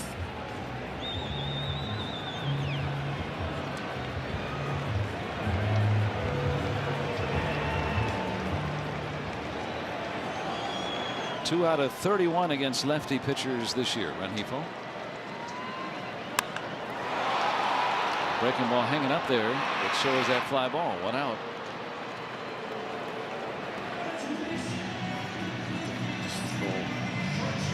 Weak pop up off the end of the bat.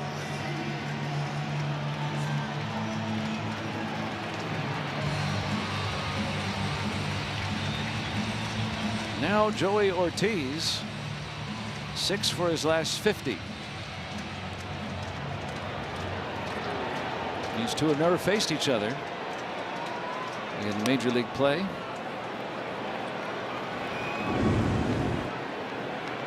Big old Bender just catching the bottom of the zone.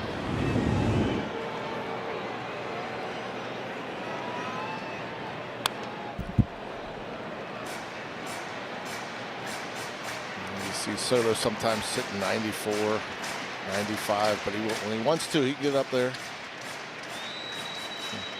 Running up to 98.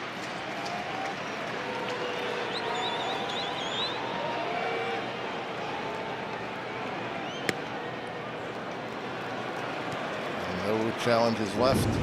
Davis wanted to go to the helmet, and he would have been right. Connor Griffin exhausting the final challenge in the top half of the sitting. Can Soto make another pitch?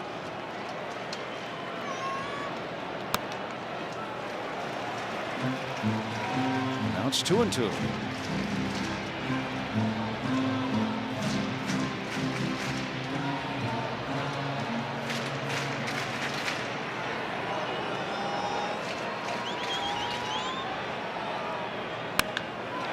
Laced foul.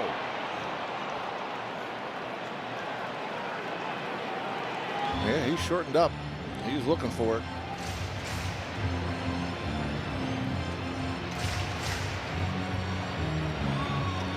Then you think, what's the odds of getting another fastball in?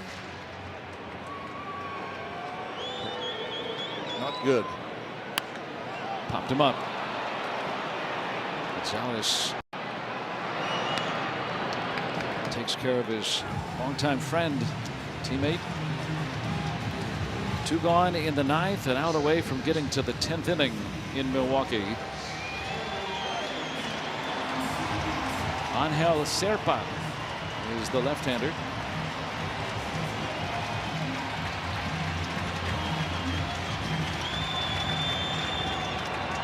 Bryce Terang, very tough.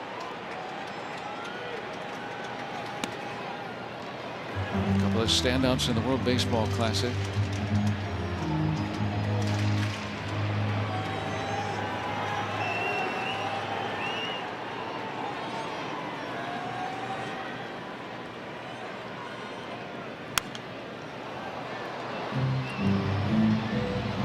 Turned it up to 97. Good location. You don't want to get beat on something middle in, something he can pull out of the ballpark. Keep it away.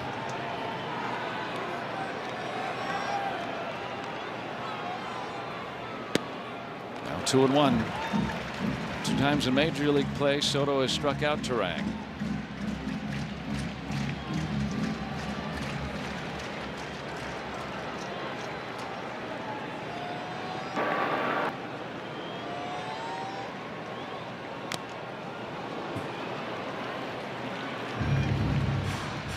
Took a pass at 96. It's 2-2.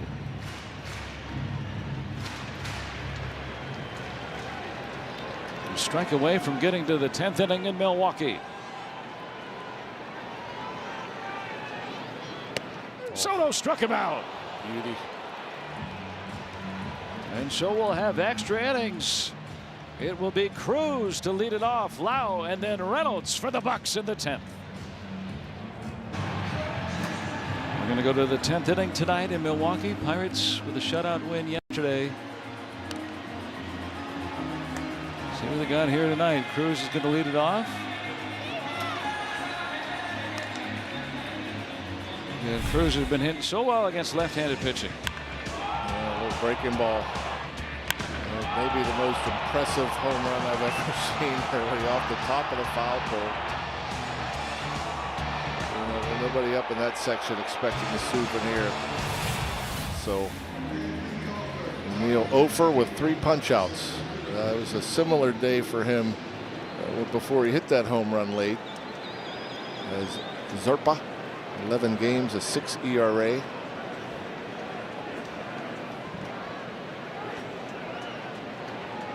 Henry Davis is the automatic runner. Begin this 10th.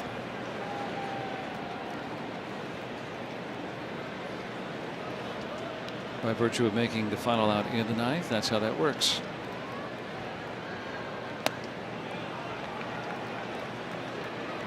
She gets a big power coming up this inning. Cruz has only seen Serpa one time. He had been with the Royals, traded to the Brewers over the winter. His eyes lit up. Thought that ball was going to break over the inner third. Interesting pitch, a 2-0 breaking ball. He's another guy throws hard. He averages over 95.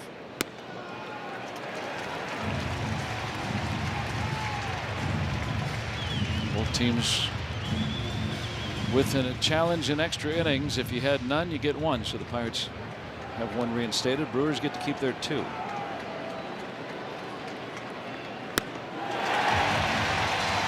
Can't move the runner over. 1 out. Yeah, you know, he had a pretty good approach. The first 2 pitches, he saw the ball well, took them, and then 2-0 was well off the plate in. I think he was looking to drive something. It changed the whole at bat. He was sitting there 3-0. Serpa able to come back and get Cruz. And Marcell Ozuna will bat for Lau. Held in reserve tonight. I talked to Marcell before the game. Anything different you do when you're a pinch hitter? No, I go up and try to be the same guy. Not a ton of pinch hitting experience throughout the career because he's been a starting player, but going to get the face of lefty here. 4 career pinch hits. 1 is left the ballpark.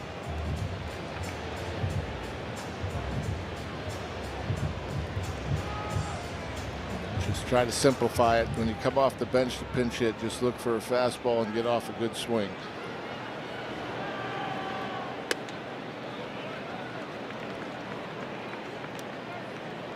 Saw Serpa one time in his career.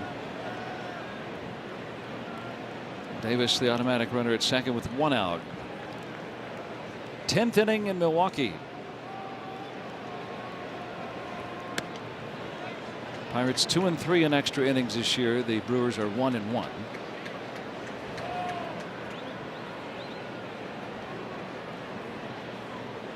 Pirates trying to string together back-to-back wins for the first time since taking the first 2 games in Chicago against the Cubs.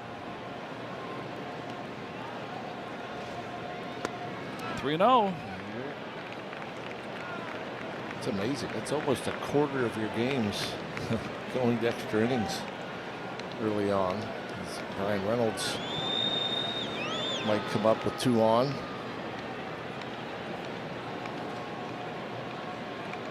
$3-0 on Marcell Ozuna.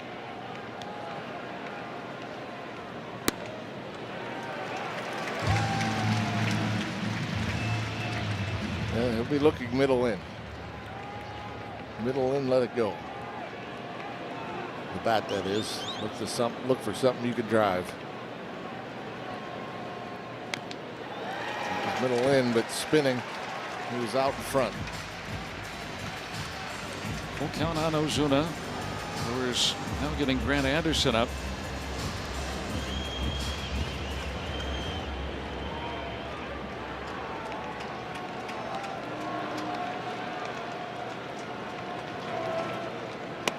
And a walk. So Ozuna comes off the Pirates bench. Draws a base on balls. That puts 2 on here with 1 out. Looks like it would be Johan Ramirez for the 10th. They've already used Matson and Santana and Soto and Montgomery to get 2 extra innings.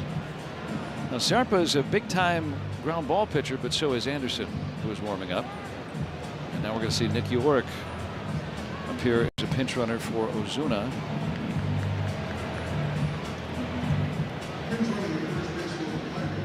Hopefully we get Ramirez in there in a save situation. See if Brian Reynolds could come up with a big hit. Scouting report for Reynolds. I just love how they talk to each other about that stuff. Reynolds has homered off Serpa before, 2 out of 3 lifetime.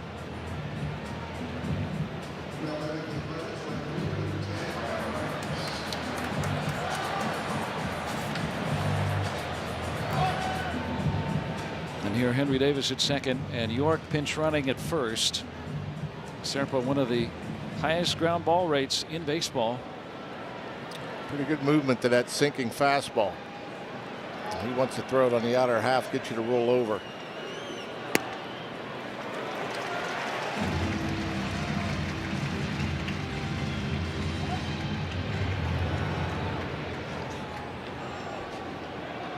One out, 10th inning. There's a bouncer through, base hit.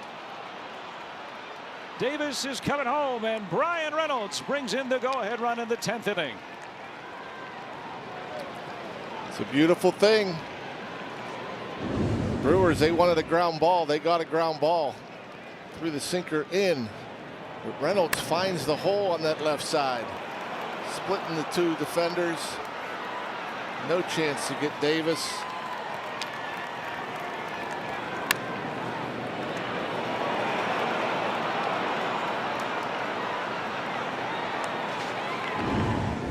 Now left on left, Serpa for O'Hearn. Coming into today just fine against left-handed pitchers. .295 over the last 4 seasons combined. 2 seasons, excuse me. You get the picture. He's good.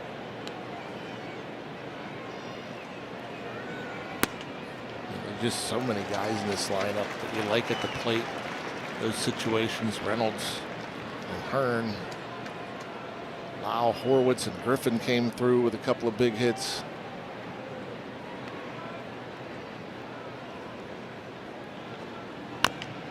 Little bouncer. Serpa thought about second. Gets the sure out. 2 outs, but the runners advance. How about a 2-out hit from Nick Gonzalez? It would be against a new pitcher. Second mound visit. That's it for Serpa in the 10th inning. Interesting. Going to the righty. Thought maybe they'd just pitch around Gonzalez to get to Horwitz, but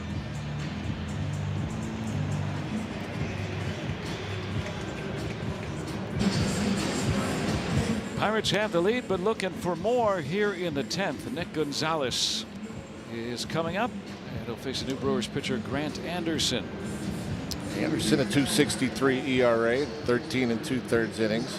He's held opponents to a .159 average. Not a very hard thrower, but a pretty good 4-seam fastball. Just 93. Nobody's gotten a hit off it. Also, a lot of sweepers. He has stranded 10 of the 11 inherited runners. And a 2-out hit here. Boy, that's, I mean, you think about it, even with a 1-run lead, the winning run is at the plate to lead off the next inning with the automatic runner.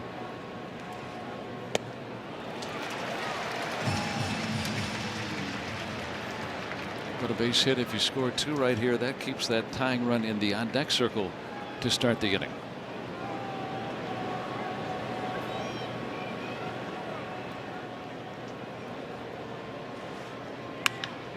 Liner through, base hit. And it's juggled. Beasley, waving home. Reynolds, he's in there as it gets away from Contreras. Nick Gonzalez with a huge hit here in the 10th. He's done it again. It's amazing what he's done with runners in scoring position. He just collects RBIs. Another sweeper. This one left up a little bit. Outer third of the plate. He just turns it over. Probably would have only scored 1. But you'll see here the bobble out there in left field. So Beasley recognizes that. Windmills Reynolds home. Horwitz hanging up there. Well, the Pirates scored 3 times in the 10th. And they've got a nice margin. See if they can take one home in Milwaukee. Nick Gonzalez is our North Star Chevrolet Buick and GMC star of the game. Big hit in the 10th. 3 hits tonight. It's been so impressive, especially with runners in scoring position. How many times have we seen it in this young season? Nick Gonzalez coming through in the clutch. He's been one of the best in baseball.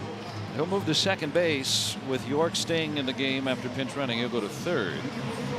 So that tying run stays in the on-deck circle to start the inning. Because of that big hit extending the Pirates lead. William Contreras, big time power. Start the inning against Johan Ramirez. Valvoline numbers for Johan. 2.16 ERA. In a position for a save. Tough to hit. Tough to corral too. Terang very fast at second base, but a 3-run cushion.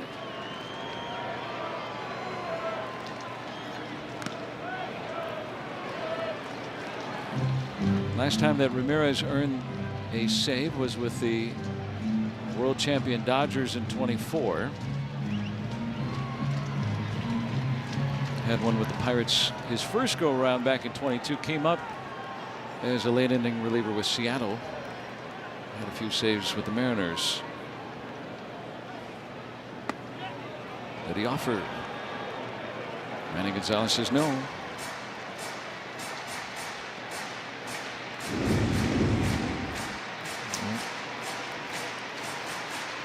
Much there. Contreras has reached all 4 times in his career against Ramirez.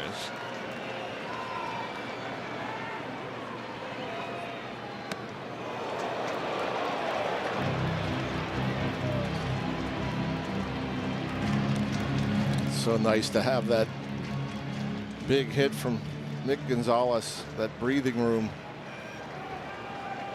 Pirates have already used Soto, Santana, Montgomery, and Matson. Now you got to come in there.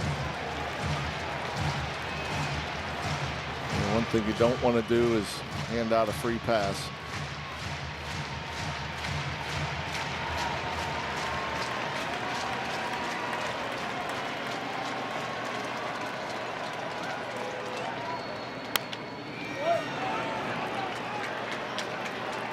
Well, Ramirez has been in these situations before. He has pitched with more runners in scoring position than any other Pirates pitcher this year. A lot of times he's inheriting them. He's coming into the game to try to get out of jams. And he's pitched a lot in extra innings.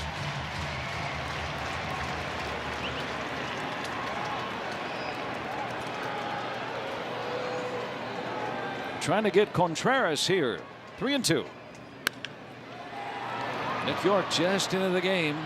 Good pitch. The confidence to throw that big sweeper in there with a 3-2 count to Contreras. You know, not looking for chase. If you're going to throw that big breaking ball with 3 balls, you got to throw it in the zone. That's exactly what he did. Gets him to roll it over.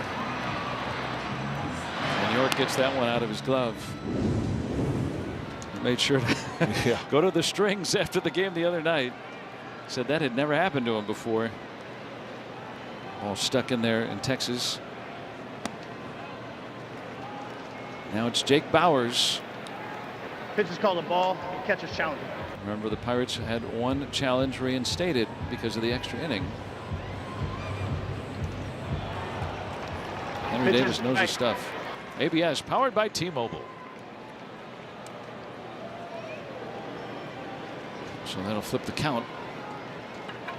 Pirates retain their challenge. Bauers 2 hits tonight. Had the only Brewers hit last night. Only once in the previous 7 seasons have the Pirates won back-to-back games in the same series here in Milwaukee.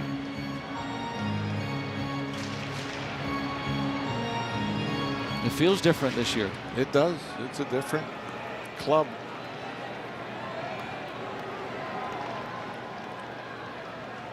And Davis wants to make sure here. Ahead 2 strikes.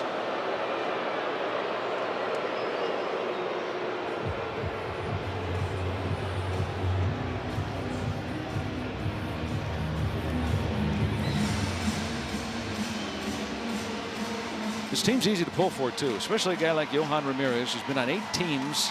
This is his 2nd turn with the Pirates. You don't find a happier guy in the clubhouse anywhere in baseball. Nope. Great attitude, great stuff, most importantly.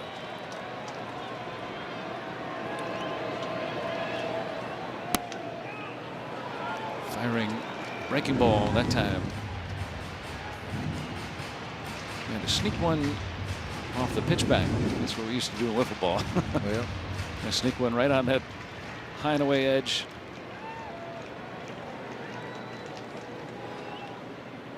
Oh, there's a good one.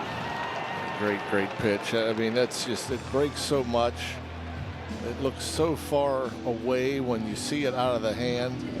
For the left-handed hitter, it's like, wow, that's way outside. And it's hard to pull the trigger at that pitch. Hard to swing at. The tail shows it all, doesn't it? I mean, oof. So good. And so now 2 outs. Pirates with a 3-run lead. Tyler Black. A couple of hits in his 2nd game in the big leagues this season. A lot of times you might be facing a Yelich or a Churio right now. Andrew Vaughn also on the IL, but hey, everyone has their injuries. Pirates still have to go out and win and beat a good team. And they are a strike away from doing that here on the road twice against Milwaukee. Pirates 5-2 in the division this year. Trying to win 3 straight division series on the road. Yeah, that's huge. To do that to begin a season 15 years ago. That's the last time that happened. Now 1-2. Wouldn't be surprised to see him go back to that backdoor breaking ball. Just showed that fastball, I think, just wasted it, just maybe to speed up the bat.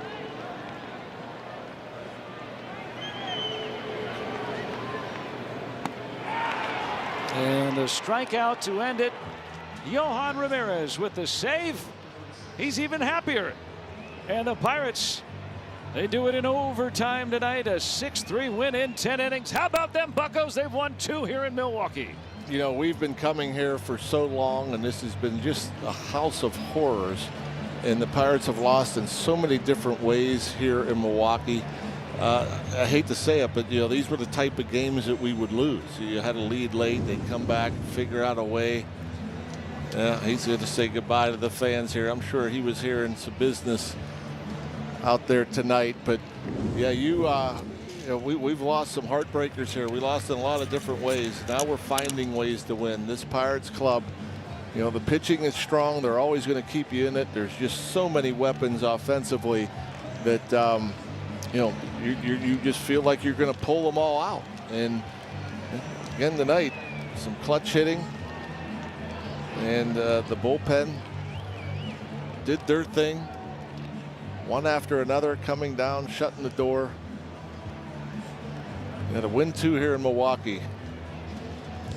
It's been a while. Yeah, 5 different relievers, each pitching scoreless innings, and there was no room for error going to extra innings. They had to be almost perfect, and they were, and the Pirates win in 10 innings tonight, 6-3. And Hannah Mears has her player of the game. Nick, first and foremost, you've always had this clutch gene. We talk about year to year, but this year hitting .417 with runners in scoring position right now. What particularly feels good for you at the plate in those moments when we're talking just recently? Yeah, I think just slowing it down, trying to do what I can to help the team. And I'm excited to hit in those moments, I won't lie. You know, there's a runner in scoring position. That's all I can think about is getting that run in. No matter what I can do, you know, hit a ground ball to the right side and score the guy from third or whatever it may be, I'm ready to do it.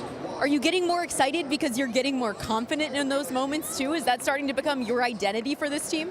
Yeah, I think so. I think, you know, it's exciting to be up there and contribute to your team. And, you know, to win the game, you got to score runs. And to be able to do that with runner in scoring position, get a base hit and you score some. So it's important to me and it's important to the team.